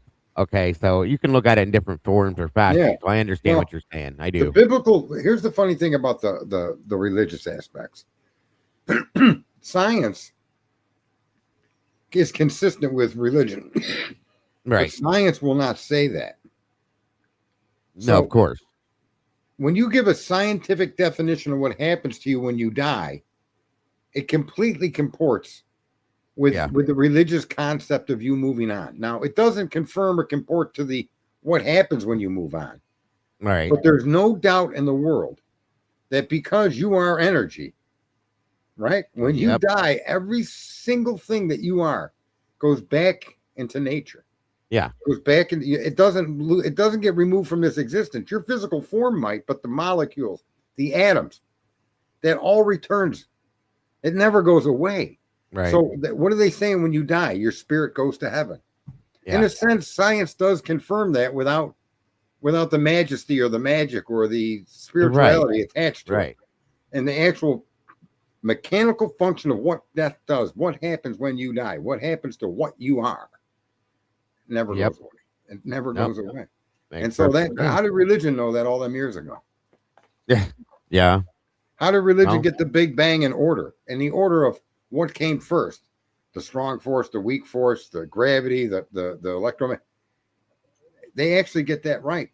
Religion. They got that right thousands of years ago. But it right. was never put forward as a scientific understanding. It was put forward in religious and spiritual overtones. Right.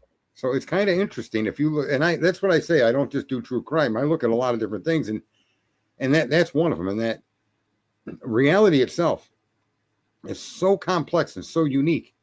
Mhm. And yet some of what you hear in your religions are absolutely spot on in the scientific community, but they appear and they're spoken about so differently that you think that they're uniquely different or opposed. And Right. Yeah. they're not. They're not. I mean, science was invented by the religions, Yes, sir. right? They wanted to name and identify things and blah blah Right. blah blah. But Right. back to this. So I highly suspect, based on the wounds, based on the 6 samples of different people, 4 unidentified males and 2 hair samples, Mhm. that the attacking group was sick. Right. Yes, sir. And I don't think I think that's a sound conclusion that's not based on conspiracy. It's based on evidence that was derived from the crime scene itself and released to the public. Yes. Yes. And therefore it makes it reasonable. And that's exactly how you would present something like that to a jury. I mean, if you can accept some of the most tiniest microscopic idea that this kid was there, and then ignore 6 targeted samples that clearly show the presence of 6 other DNA carriers in the crime Mhm. scene, not down the block or under the fucking under the refrigerator or behind the stove. I mean, in the crime scene itself, in the rooms with the victims, Right. right? In the hallway going downstairs. See, I mean, you just see and a glove in the backyard, right under her fingernails. Mhm. You see these pieces of evidence that are unique from anything to do with Brian, but more Right. specifically, they're unique to individuals that must have been there during the time of the crime. Right. Right? How does your hair end up in a dead gentleman's hand? Thank you. How does your hair end up on Maddie's comforter that was placed over top of the victims after they were killed? Yeah, right. Right? Absolutely. That tells you there's two unidentified perpetrators, one in each room at that point. Yeah. How many people wanted to know who was in the leak?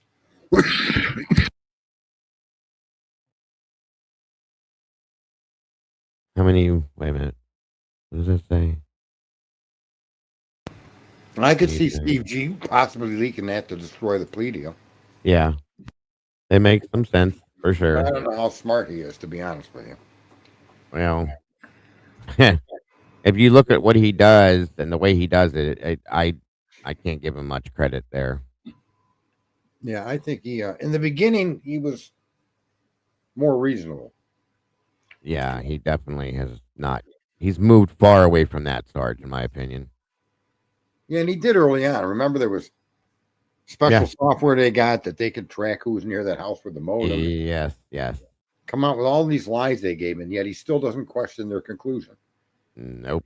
He sees a multitude of weapons in an autopsy and still doesn't question the conclusion. And he still points out in the recent interview that he had things that are misinformation, talking about stalking and this and that and all these other things that aren't even real. It's still in that mode. So it makes you wonder. It really makes you wonder, truly and honestly. Yeah, How smart he really is when it comes to this stuff. You know, I don't want to be disrespectful, but I'm just saying. No, listen, he's a human being too. Of course. Being disrespectful to him has nothing to do with what happened to his unfortunate child. Yeah. Right. And that, listen, that's what I'm saying. Death is something I don't see death on the same level as many people. Right. All right. It's a personal thing that a person had died. And in this case, their life was taken from them. There's no question about that. But the way this parent's behaving, it's almost as if he's trying to hide himself from the crime. Not to suggest he had anything to do with it, but boy, he puts in as much effort to distance and to make sure it's stuck to Koberger and nothing else. Right. Right? Why? What is he hiding? That's a great point. Great question. Yes, I agree with you. Right. And even when evidence comes forward, it's not me that invented a puncture wound that looks like that tool on the screen. Well, he said it himself in the beginning that they were large puncture type wounds, so on and so forth. And you're still going to go away from it by denying these things that are being talked about. So it makes no sense. It makes no sense. That's why I don't know how smart he is when it comes to this stuff. Crud Dog Studio. Every creator has their speculations on murder weapons. That's accurate. Yeah. So far on the puncture wound, this creator has presented a weapon that is not a weapon. It's a fireman's tool. And in several different ways connects to that particular crime scene, particularly the pointed. I'm for Crud. I'm just doing this for Crud Dog. The pointedness of the weapon, the depth and the diameter of the wound is consistent with this particular tool. Secondly, this particular tool belongs to a fireman. That's my biggest point with it. Tools are issued to firemen basically only. And thirdly, Dylan mentioned firemen, not me. That's where the problem comes into play with this. Yes. Yeah, I didn't mention firemen to make my story sound good. I didn't create the wound, and I didn't make the description of the wound. That's all been done by them. Yep. Yeah, the firefighter theory or the firefighter statement being made pointing to the Halligan tool just blew my mind when I saw that, and I'm like, shit. Okay. There could be some truth to that at that point. Okay. The whole firefighter thing. But again, my point with it is I don't believe that if it's true, she saw somebody that came in there dressed in their turnout gear with what firefighters wear. My opinion is that she knew, subconsciously, she already knew that statement of a firefighter was because of the person she knows is a firefighter. That's the way I think it plays out for her. That's just on the psychological side to it. That's how I think it plays out because she has told on herself more than once without even realizing she's doing it and says stupid shit. So that's just my point. I think, excuse me, I think that the one slip up she made was talking the wall, right? Oh, sure. Bethany did a better job. Yeah, I agree. Right. If Dylan would have kept her mouth shut, it would have been a lot easier, but she couldn't do it. She couldn't keep her mouth shut. I do agree. And some of the things she said, and especially some of the wounds on the victim, some of her art, some of the footprint by her artwork. Yeah. Where look at how long they let us believe that a footprint found in a home, a latent print, shows the Right. direction or shows that the guy walked across and proves Dylan was a witness, is basically what that's saying. Only to find out that the fucking shoe that made the print was in the home and they recovered it. But they never told us that. Well, That's of course bullshit. not. That's Right. the way this entire case is gone. Right. But I just can't emphasize that this happens in every single instance.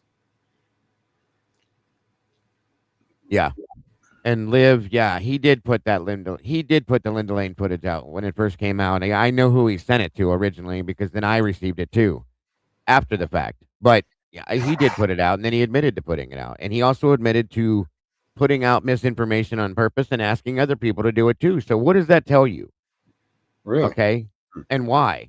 You know what I mean? That's what I'm saying. Excuse me. And none of the interview. Listen, folks, if you walk yourself through those interviews again, and when you listen to the interviews, just keep present. Write it down on a piece of paper. They've already framed Koberger for this crime, and now go and listen to those questions. Right. And you can see that the questions in no way, shape, or form try to include these people's knowledge, involvement, or anything otherwise to these crimes. Yeah. All these leading questions that give them an excuse, leading questions that give them answers. Right. Right. And all of the excuses and all of the answers lead them away from any involvement in this crime. Yeah. That's so consistent throughout the interviews that it can only mean that many of the interviewed were part of this crime. As far as I'm concerned, it can't be any other way. I agree with that.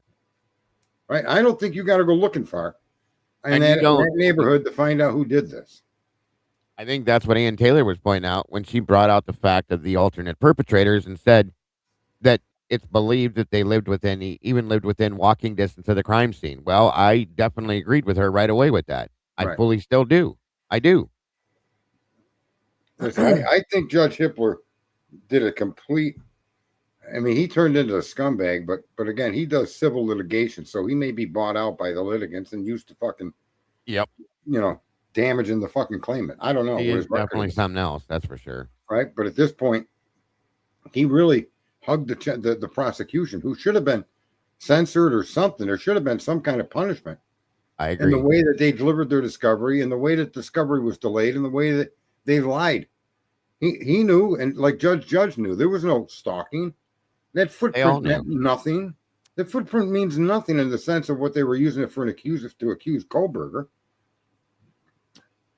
Take away the footprint, and what makes what Dylan says true? Right? No matter what happened, Sergeant, I know we've said this before. I know you've said this too. It was always going to be Brian. No matter what they did, he had to be the one. He was always going to be the one. I still don't think it was ever going to go to trial. I just think it was played out like this from the beginning. And it was always going to be Brian. No matter what they presented, how they did it, if it wasn't allowed. I don't know that would have happened with Judge.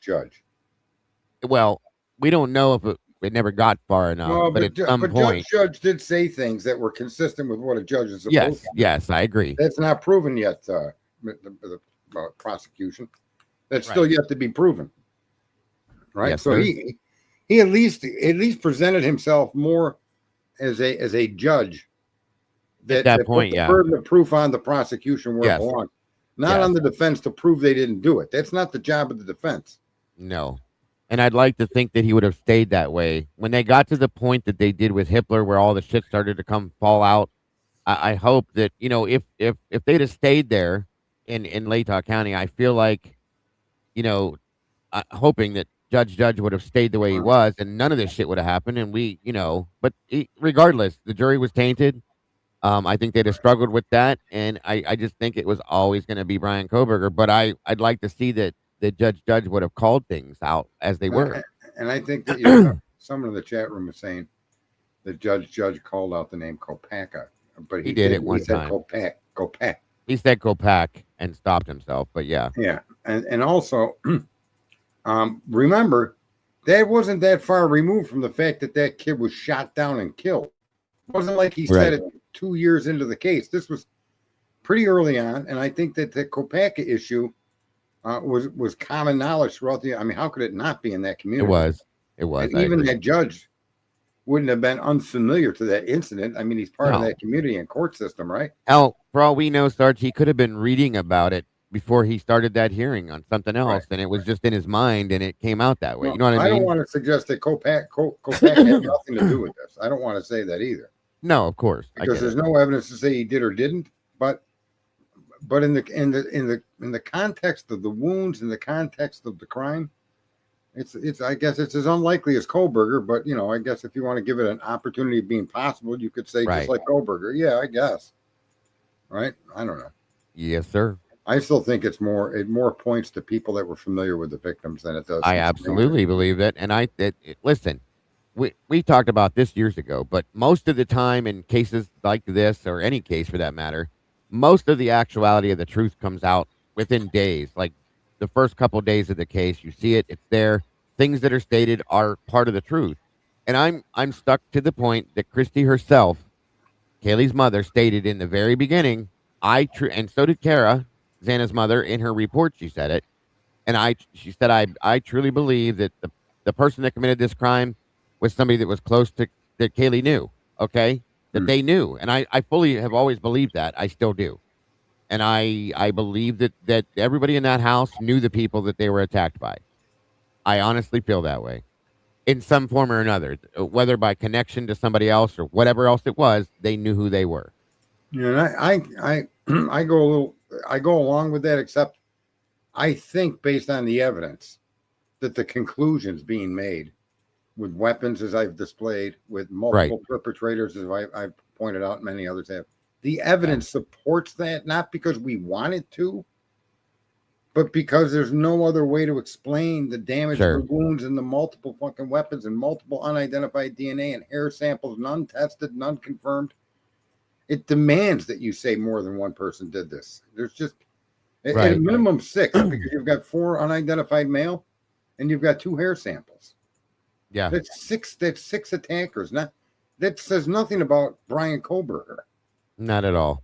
It says nothing about anything. It speaks for itself, in other words. And that, like, I don't believe in pretty much anything, but in this case, I'll say, no matter whether you call it belief or thinking, the evidence speaks loud, Yeah, I agree. and that's just unavoidable. I don't care who you are. And I I can think that a agree lot with of these that. guilters that are out there, I don't know if that Jeff H is still around. I haven't. I hope I Oh, he haven't. is. Very unfortunately, he is. He doesn't. He still believes the same dumb shit he believed then. Yeah. And that's what's happened. I mean, that's why a lot of people believe, like I mentioned with Trump and the 34 felonies and the other stuff, that one woman, people still say he was convicted of rape, and that's just completely untrue. Right. So untrue that a news agency had to pay him $15 million for saying it live on the air, because it's not Yep. true. It was a Right. civil case. It wasn't a criminal case, man. Anyway, that woman's going to end up in jail now too. They found out she was lying. She acknowledges she lied. Surprise. This whole system of courts that we have is just so fucked up from the floor up, and it Oh makes me yeah. sad that a little town like in Idaho would rather dispatch with a case than come to the truth and put those people responsible in prison, and whatever ideology drove 6 people to do this be taken apart and destroyed. Sure. Right? I mean, Yes, six sir. six random people don't come together on a street corner and decide they're going to go do this. No. Yeah, No, sir. That don't happen that way. That is very true. it's a tragedy, and until or unless Kohlberger files an appeal, and he needs to file appeal first and foremost for inefficient counsel. Right. I mean, she better have recorded that she gave that discovery to him. She better have some proof that she went over the sheath, and some proof she went over the hair, and Right. some proof that she went over what was found on the bed frame, his hair. Right? She needs to Yep. have some solid proof, and maybe she does. You know what I mean? I can't say she doesn't, but based on the time, and you can't even say the timelines given to us by Whitcomb and Turvey. Like Right. Whitcomb keeps saying like 4 minutes or something. He's got this ridiculous small. Yes. Yes. Where does he get that from? He's taking it from what the investigate. He's stuck to part of the investigation, but it says that. That's why I'm uncomfortable with some of what he says, and same with Turvey. He says that you know he disagrees with how the investigation was done, that there's some fuckery going on in the background, but he still sticks to some of the aspects of the 4 a.m. timeline and the time that it took and stuff like that. That's what I'm saying. Like, I don't think you can have it both ways. You need to look at it with your eyes all the way open, not halfway open, and see it for what it is. That's my problem Well, with and see, him. But he's that's what I mean by even people that aren't corrupt end up in the middle of corruption without even knowing it. Here's a yeah, gentleman no, that doesn't want to consider an earlier time period, and I didn't either until just recently. I mean, I was one of them people too. yeah, Unless I you could get it. show evidence that's possible, or unless you could show evidence that it's happened, Yeah, of course, of then course. I don't accept that. And I don't even want to incorporate that into my boundaries of thinking because you just get too many fucking rabbit holes. You can't really, You you know, can't stick on. You can't hold on to it. I agree. right? And when you start, and when they released it, we've been wanting these autopsies for years. Imagine if they'd given it to us when they should have. There would have been none of this nonsense. It was a soul killer. Nobody would have accepted that. And yet, it took them what 3 years now to get this information to the public. Uh-huh. Yep. It's fucking crazy, man. It is. And It is. I don't know where to go to from here. In all fairness, we do have a lot of viewers though. Yeah. Well, at least Well, my channel yeah, does. I was gonna thank you for having me. I Well, appreciate that. It's been a long time. yeah, yeah. I mean, I keep going. What time is 10:50? So it's just about 11. It's still early. But What else? If you got anything else, bring it. Or if you got anyone else you want to send up here or recommend, feel free. I don't really. Put I the don't link. have much else. The Kane, the Purge has been very well. Happy said that she had some questions. She was trying to come up here, so if you want to drop Yeah, the well, link she again, can, see she if can come back in here. I just dropped the link again. yeah, try to do But it again, Happy. She said she had some questions. I'd love to hear from her. I don't think I remember. She was I've heard her before on a couple of different panels. If a professional killing wait, Yeah, I'll put that up Dago right and Sarge, now. if a Yeah, professional killing is she coming? yeah. No. I just clicked that thing. It's on the Oh. screen now. Who did it and why? And why do you say it was always going to be Brian? Why was he on the radar immediately? Well, what I mean by that too, Happy, is like once it became him, it was always going to be him. That's my feeling on that. That's what I mean. Um, well, and I do believe, based on the information we've been given from a pretty reliable source, that they knew his name early on. Okay, and I get that. I believe it at this point because of everything else we've seen. So once it became Brian, it always had to be Brian. I think is what I'm saying. So But I don't think it was personal. I think what Brian filled the no, criteria that they were looking for and he was an hoping and praying outsider. for. Yes, exactly. Right? Yep. That's just like Ann said that they chose Brian. Okay, I Yeah. fully believe that. I've told you guys that in my own shows that I believe they chose him and they created and built the case around him is what they did from that point forward. I mean, we had 3 years, you guys, to come to this point. It was not like this happened overnight. They found the guy they needed this to be. Yep. They built the case, including the DNA bullshit, because it's not his DNA on that sheath. We all know that. But, all of that from that point and on into even to where he did the change of plea hearing, they created the entire fucking case around him and the story. And they got what they wanted out of it. So that's what I meant by that. Where was the Kopaka brothers? Were there any of them in that area other than Brett? Yeah, his one brother, oh my God, I can't think of his name. He lived fairly close. One of his brothers was in Colorado.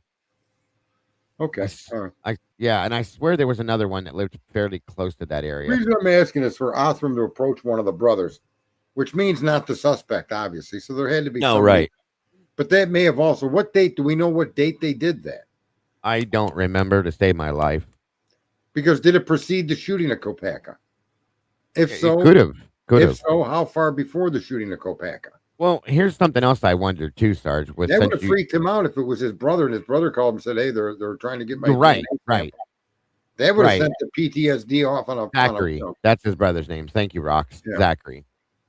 Well, again, the dates of when this took place would be very important because that then may show some coincidental timeline that happens to end up with this kid being shot and killed. Well, and I wondered if they were looking to place. Okay, let me just say it like this. We don't have to go with this. It's just a thought. But I wonder. Hold on a minute. I I wonder don't. if Right. Brent was supposed. Oh, go ahead. No, go ahead. I wonder if Brent was supposed to be the original person to take the fall for this. I'll just say it like that, okay? And he figured it out. He found out by word of mouth or something like that that he was going to be blamed for this, and started flipping out and screaming shit out or something like that. That's which is partially what happened.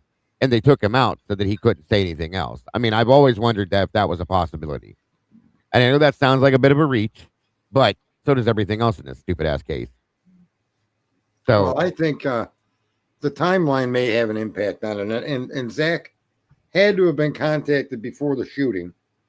I suspect that because the date I think of that shooting wasn't it December 16th, or no, it was later than that because Brian was on his way to his. no, that's about right. I think it was, if I remember correctly. I think it was December 15th or 16th. Yes. Oh, there's Happy right there in the car. Hang on, Happy. All right, you're up here. Is your Pull stuff- down that that Wolfie thing on screen, Sarge. Can you hear me? Now Yeah. we can. Yeah. Welcome, dear. Good to see you. Hey guys, good to see you both too. It's been a great conversation. For some reason, I'm hearing Sarge still talking in the background. What should I do on my end? Are you on a phone? I am. I'm Is on that the a only thing? Android. Turn the volume Yeah. down on YouTube. Yeah. If you can do that. That means I would turn it down on my phone, right? Oh no, Well, Yeah. no. no, on the YouTube channel itself, Yeah, because yeah, now you're part of StreamYard now. Okay, Right. hold on. You got to See, when separate I've the done two. this before, I haven't heard that. I guess. Oh, There you go. oh no, I can hear him in the background, but I'll just ignore him. Hey, so I have a couple questions. Uh, Sarge, you were saying that it was, you feel it's really professional with the clavicle thing, right? Yeah, I think it's too coincidental not to be somebody with the skill to hit that subclavian artery. Okay, so are you thinking anatomical with a human? That they were really smart. They had that's an area that you strike down into from above, and it's trained. No. I You're totally trained to agree do with you. that, right? So I don't know what you're. She must have hit a button. I think must she's have hit a button. asking. I think what she was asking is like, do you think it's somebody that had like background training and doing that before they did it? Is I what think that you have to accept that because it was done 3 times, right? Yeah. It was I done think 3 that's times, so that can't combat. be an accident. Yeah, Hand-to-hand Combat combat training would definitely teach you that. that's Yes. weapon training, right? Absolutely. Special forces, they teach and train that kind of stuff. Green Berets, Airborne here's- Rangers, all here's them what- guys. Here's something I want you guys have to take it a step further. It's more than somebody who knows the biology of a person, and that's provably accurate because it took place 3 times. So you have to have. I don't know if you guys how much violence you've ever been involved with, but violence is random once you engage, right? And you'll see a lot of wounds that don't like make sense to defensive or not, but there's stab wounds all over these people, not because they targeted them, but because that's what happens in a fight. But the subclavian artery to be hit directly in the direction you need to hit it from on 3 separate victims is an intent and a capacity. You have They were to doing have it on purpose, capacity right? well, more than just on purpose. You had It was to have the goal, is what I'm capacity to saying. use the weapon that way and target that particular part of the body. Right. But the continuation of my question was, okay, so if I won't, okay, for me personally, I feel like the frats or somebody there is somehow involved. But then I'm thinking, okay, if this was done so precisely and professionally, they had to know the professional needed to know something about anatomy, etc. Do you believe that was like a hit from a professional? I think that they were hit directly in that area intentionally, and that started the fight. I bet you if you could count the wounds backwards, the first wound would have been the subclavian artery. That On 3 of the paralyzes victims, and takes them out. Yeah. and because it doesn't kill you instantly.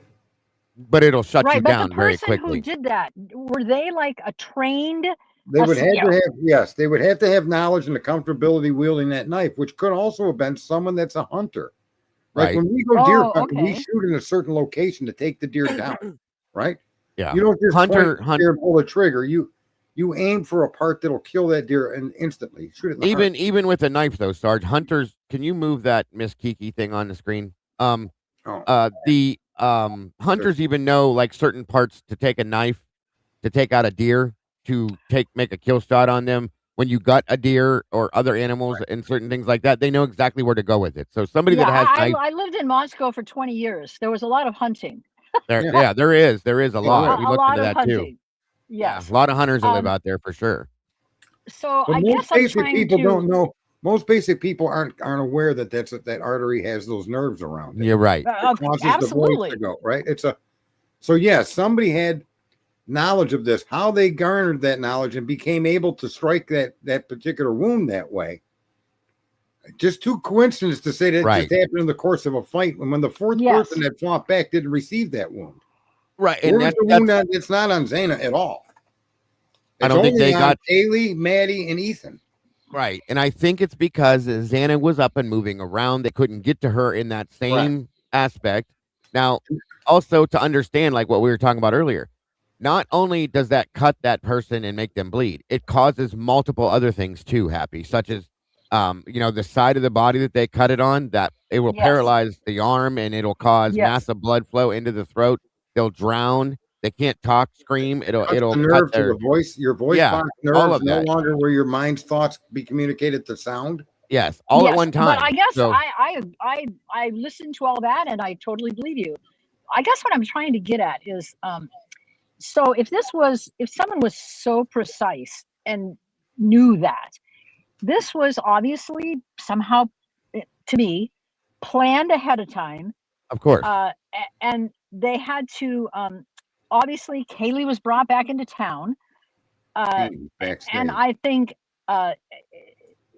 this was an okay, and then but at the same time, I really feel that the Kaylee thing was personal because I've experienced or been in the periphery of like lover or friend who hated somebody, or there was a lot of rage, and that really fit into me right from the beginning.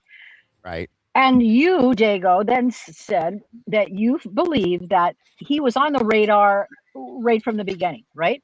I do. More or less. Very quickly, yeah. So I'm trying to figure out, how do those two things are those two things somehow together by one entity? And does that concern drugs? Does it concern?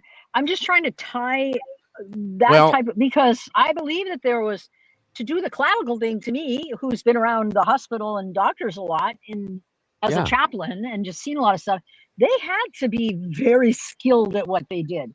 Is that a frat boy, or I don't know? I don't think it is. I don't personally think it is. That's me. Either. I'm not sure that there's any capacity to wrap the crime around anybody, even the person that pled guilty. But the crime can tell us. I agree. Right? The crime can tell us stories about what happened.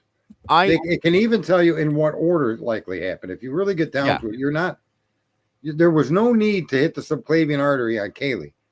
Okay? No need. She was choked to death. She was smashed in the face and brutalized to the point of death. So that subclavian artery tells me was hit first, because that incapacitates, it stuns and silences. That would then explain why Dylan and Bethany said they didn't hear anyone screaming.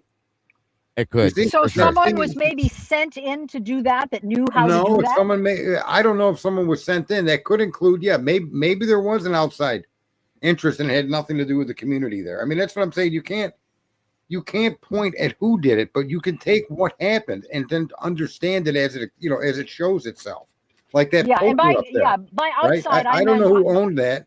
I don't know who was a fireman. You don't need to be a fireman to own that, but that weapon on the bottom with that big horn on it, that describes exactly. It fits exactly the wound described by a coroner, not me. So who owned one of them? I don't know. Was it part of a gang? Was it part of a fire department? Or I mean, you can own one without being a fireman. Right. Of course, you can get them. But I guess what I'm saying is I'm trying to understand the crime scene, not for the point of solving it, or knowing who did it, because I don't think that's possible. I don't think any creator has that capacity ever, because Well, we're no, but limited, you know? okay. No, I agree, but tying everybody's ideas kind of in together, like I'm saying, why would they have had Brian on the radar way before they supposedly said they did, etc.?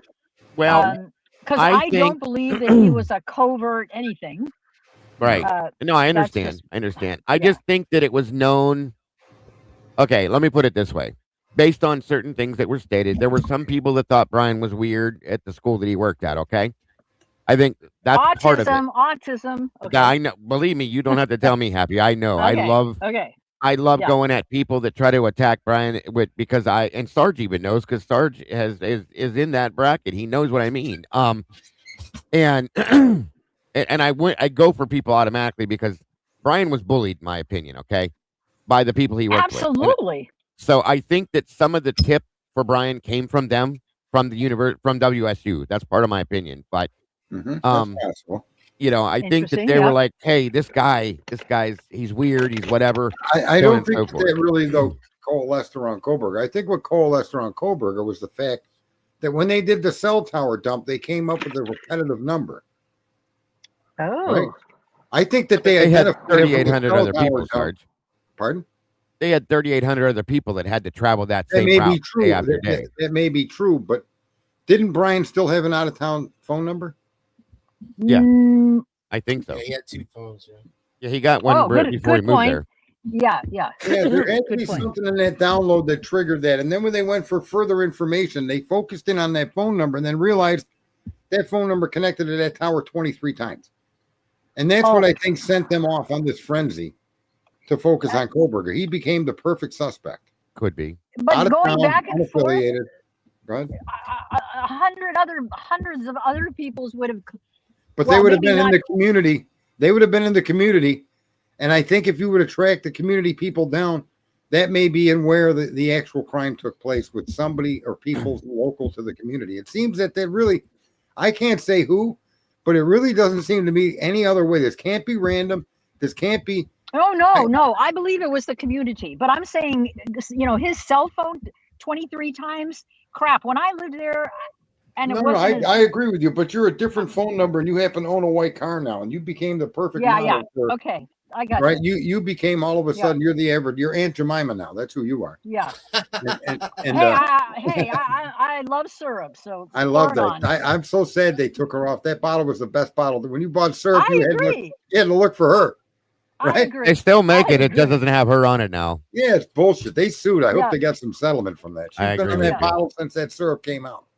Right. Plus, love it just me had some that Aunt Jemima. down to earth feeling. Oh, good breakfast, warm pancakes. Yeah, Yes. Aunt Jemima. Yeah. What a Yeah. name too. Perfect. yeah. The best stuff on waffles. I love it. That's funny. Yeah. Well, Kane, what are you doing wandering around at night? Aren't you? You got this Look at big him. not every week for a car, and you're not driving. What are you doing? All this talk about Geritol. These Muppets just need a good set of helmets to be walking around.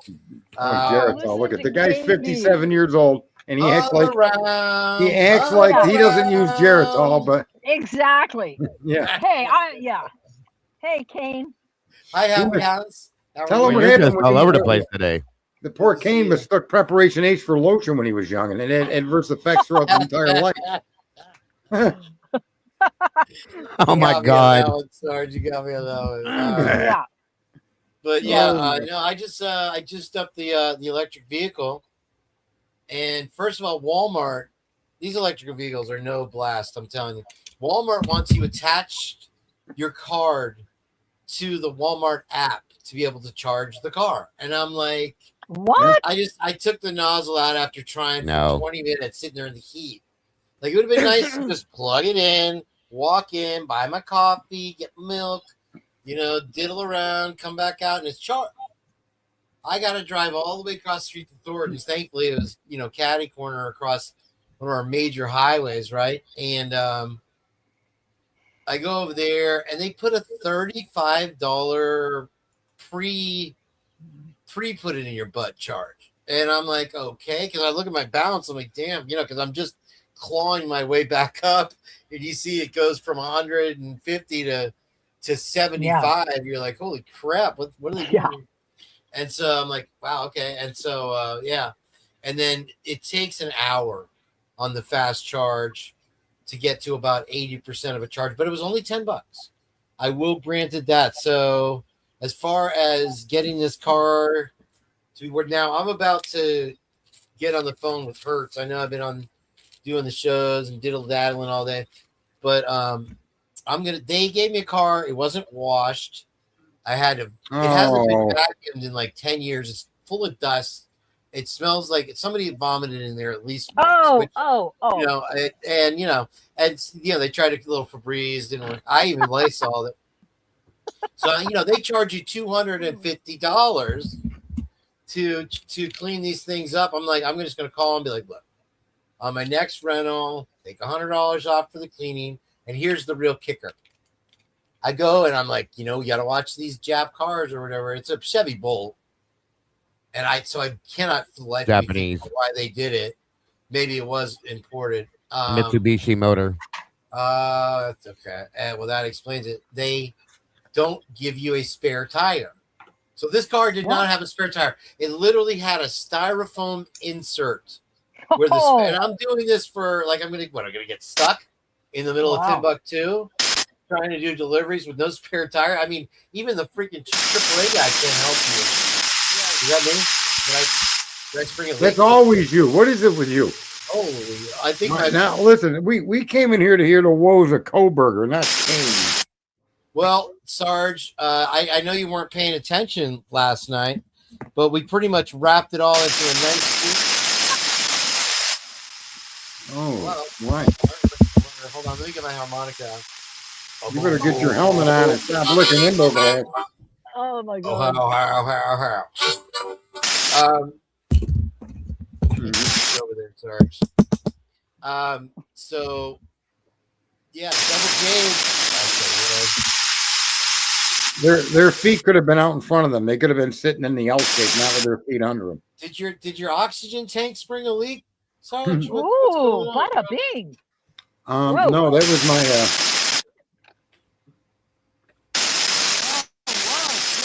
Who is that? Is that me? That's Kane. I'm not doing it. What is wrong with you? You come in here, you blow the whole show up. So yeah. Anyway, where'd Dago go? What happened? I don't know. Oh, is it working now? Whoever decided to ban the word retard got it wrong. We fought back for that word. We got it back. What happened to Dago? Where the hell did Dago go? I don't know. He ran away.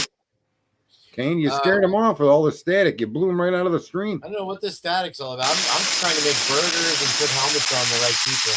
All right, well, turn that shit off, or I'm gonna mute you. It's not me. I don't hear any static. I hear. You happy? 3 minutes ago. I'm muted right now. Oh, it's Happy Hound's doing it. Happy, See, what are you doing over there? What's going on, Happy? What are you I think hearing? I think yeah, there it is. You don't hear that? Yeah, I hear it. No, I don't. When I mute her, it goes away. Yeah, I think your blinker fluid is leaking. You're leaking blinker fluid. I'll go drink some brake fluid and see what happens. Anyway. There you go. Okay, guys. There it is again. I just booted her because I'm a gentleman. It's nice of you. It's very thoughtful. Yeah, no, Double J's wrapped it up all into a nice little ball with that comment that the $400 million is the payout. They'll probably just settle out of court. Of course they will. Whatever they're going to get, and all 4 families now have gone along. I mean, now listen. Listen. Do you see the weapon I put on the stage? Yeah, what's that all about? Do you see that weapon is the round 4-inch deep wound? Do you see that? The J-shaped wound? No, the puncture, the 4-inch puncture, both in Kaylee and Xana. A round. It was like the 1.25 inches wide. Oh, circular. Right. There, yeah, that is the irony in that is that's a fireman's tool to break through doors. Oh, and who mentioned again? Boom. Who mentioned fireman? Bethany married one, for fuck's sake. Well, but didn't Dylan mention something about a fireman? Yep. Didn't she boof? Now you got a fireman's tool, only a fireman's tool that has that pointed snout on it that would do exactly what's in those autopsies. Not the round, not the U-shaped or the J-shaped, but the round puncture wound. What did Dago say about that? He agreed. He said he carried one for 17 years and forgot all about it. Hey, dude, it's hard to picture a 7-armed BK walking around with anything less than a fire poker, and maybe a pew and whatever other various dual-edged, Well, single-edged. I've now modified it knives. to the 8-armed Koberger because Yes, one hand had to hold the sheath while the other hands welded all the weapons. So he's literally like a character in one of those video games, Like like Edward Mortal Kombat. Scissorhands, Edward Scissorhands times 4. Right? Yeah. Oh, I mean, right. it's here's the bottom line. I mean, for these families to go along so vehemently with this stupid narrative and never to step outside the box. I mean, they've talked shit about Bill, but otherwise they've gone along to get along. And well, they can't. What are they going to do? What literally are they going to be able to do about this? right. Yeah, Right. they're not going to take down the people that did it. You can either sit there and cry about it, or you can get paid. And we're going to need one family to go step over to the left here and do a little bit of publicity for our infomercial for Othram Labs, and then somebody go over here for Cellbrite, and then somebody go over here for if you're not Steve Gonclaves and you're not Kaylee or Katie or whatever his wife's name is, listen, if you're not them two, then you weren't on YouTube and you weren't doing that. And so you're going along with what the professionals are telling you, and you're accepting it because that's the only information available to you. Okay? So I think that you can explain 3 of the 4 families is purely innocent ignorance. They did what the system told them to do. Stay out of the TV. Don't go do this, right? And so the only info those people have are what they were surrounded by, coming from the Moscow Police Department and Bill Thompson. The abnormals are Christy and Steve. And here they're the ones that are actually more informed than the rest of them, I suspect. And I hope the other families didn't even read the autopsy reports, because it's not going to make sense that one guy with one knife did this. It can't make sense because the crime scene tells you that that's not what happened. So I don't know these other poor families. Ignorance is bliss, brother. Well, here's what there's comfort in numbers also. And the defense's expert on the crime scene, despite the fact that the medical examiner's report or the coroner's report says that this was a single-edged weapon, that was a dual-edged weapon, this one had knuckies in it, whatever. Serrated. And then at the end of the day, they say it could have been all been done with a single weapon. Mm-hmm. What the fuck, man? Like, if you're, well, no, you're not even going to bother to... A jury would not have accepted that conclusion because the defense would have presented each weapon individually with wound. You understand? Some of the wounds didn't have the actual width.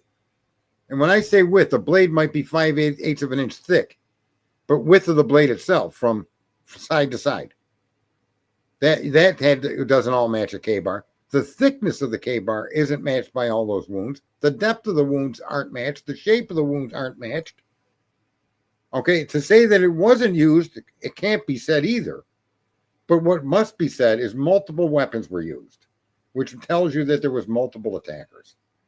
One guy didn't go through 5 or 6 weapons and choke Callie out. Right? And that's the most frustrating part of this case, is that was always known to the people that weren't sharing it with the public. Thompson knew this. All of these people knew this. Ann Taylor knew this. And none of this stuff got leaked to the press. None of this stuff got discussed in court. No motions were filed on these particular points. And that's very frustrating. No, I mean, it's like Dago was saying the other day, or Lucy, that I've never seen anyone in any case go to the lengths that they did to cover this stuff up, to hide this and hide that, and lie about this and lie about Miss Potts. Annie Potts is pissed, dude. I would not. She knows some dude in the FBI, and I wouldn't be surprised if she's not texting his ass every day, like, dude, you need to go wind things up in Moscow, Idaho, because this is out of control. Yeah. they are. The thing is, they knew that they were going to do whatever it took to keep this thing from going to trial, and that they would never have to answer for their chicanery. And if all the wounds described in the attack where the coroner came to the conclusion that they were all consistent with a K-bar knife through description, through depth, through width, and that conclusion made sense, right? There wasn't some round 4-inch deep puncture wound in these people. That's insane. You can. How do you turn a K-bar knife round like that? And here's the thing also as well. If it's happening, like you said, and they're fighting back, good luck doing in the exact same place where it looks like a double-edged weapon, even if they're not moving. But if they're moving in any it's impossible to make it a matching wound. And so now I was on my buddy Clint's show last night, and I brought up the 4-star dagger deal. You remember the X cuts? Yeah. And he says that the first thing out his mouth was that weapon is illegal, and it's illegal in warfare. It's illegal because it causes a wound that is like it's impossible to stop the bleeding, impossible to stop to sew up. So it's like against all Geneva Convention shit. I don't know about that, but I think the most telling wound to me is the puncture. And it's a newer weapon. It's not like they had one. He said he knows a lot about weapons, I guess, but he said back in the feudal days in Japan, they had one that was a 3-pronged or whatever dagger, and that causes the same damage where it's impossible to repair it. Well, she mentioned a fillet knife as well. Let's not forget, she mentioned directly a fillet type knife was used. I didn't hear that part. And they found the fillet knife in Brian's hometown. They found him in possession of a fillet knife. And I don't remember where I read it or heard it, but a fillet type, a wound from what might be considered a fillet knife. And then that had, it's, I don't know. I'm gonna strongly disagree with the fact that a fillet knife was taken to a quad homicide as a potential main weapon, as the fact that it's going to be the first thing to fucking break, bro. What about a torturing tool on somebody's legs or on their face? Mm-hmm.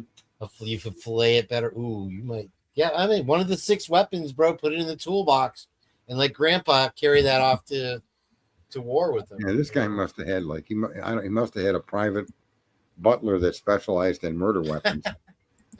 Alfred, give me the fillet. Alfred, serrated edge, please. I mean, I don't know what they want us to believe, bro. That's crazy. Alfred says, "Sir, may I recommend this fireman tool?" Can I recommend this dustbuster vacuum, sir? That's crazy, man. Let me take that down. All right, well, I'm going to jump down from here. Oh, poor Kane. He got the boot. Yeah, I'm batting 1,000, I think is the number. I really think Jeff's going to believe Brian Koberger is innocent because he hangs out with us too much. He knows we are the cool people and smart.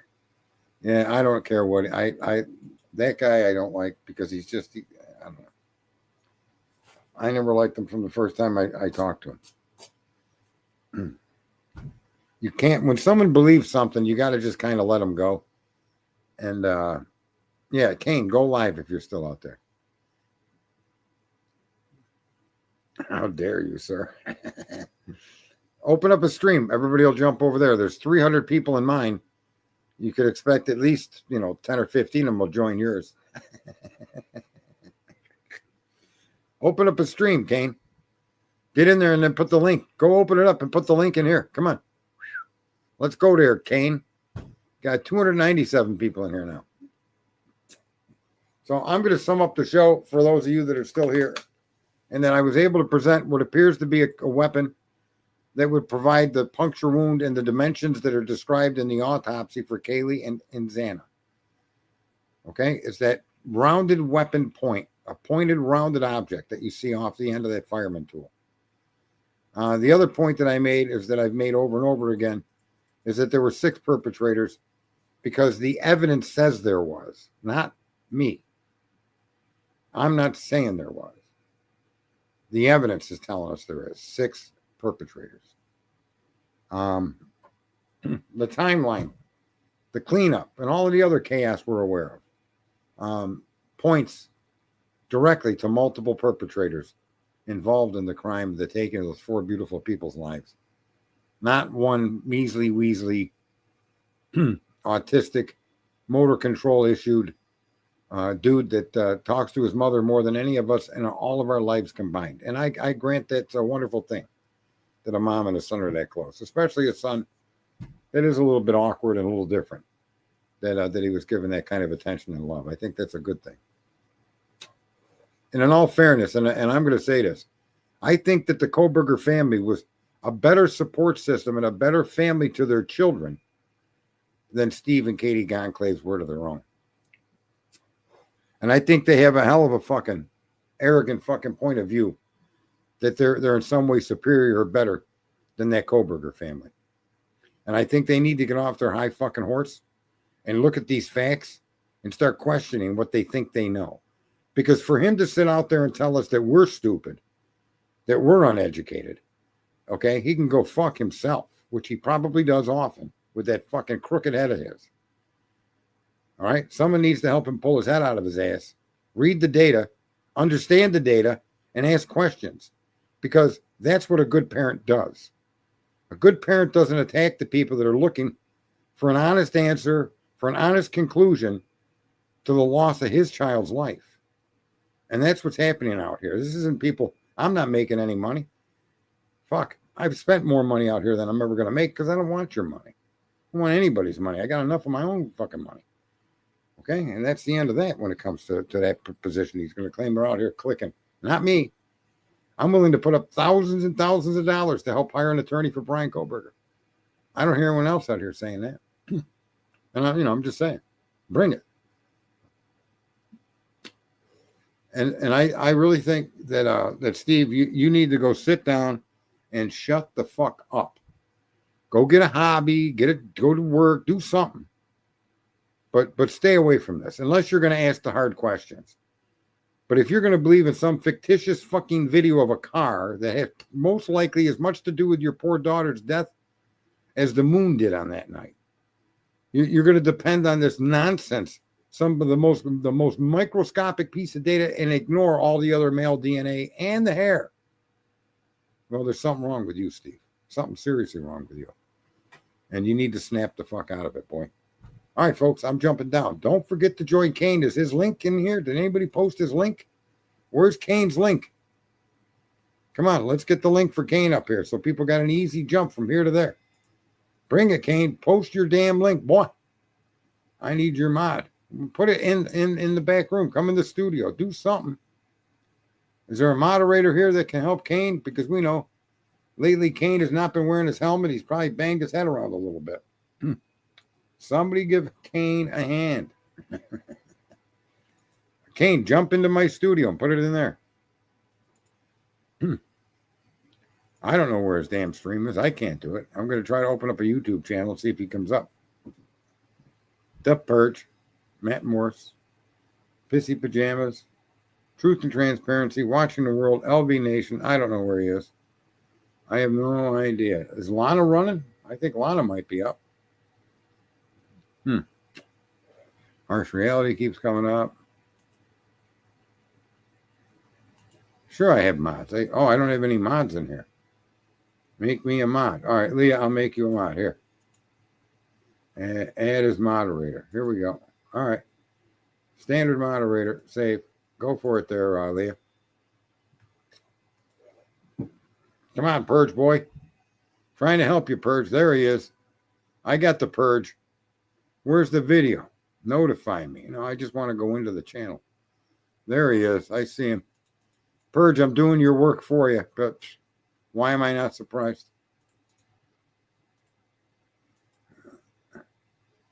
There you go, folks. Hit the Purge. He was in here panhandling for viewers, so I figure we might just take and do it for him. There you go. I think that's the correct link, folks. I'm going to click it to see that I was putting the right link up. Yeah, that's it.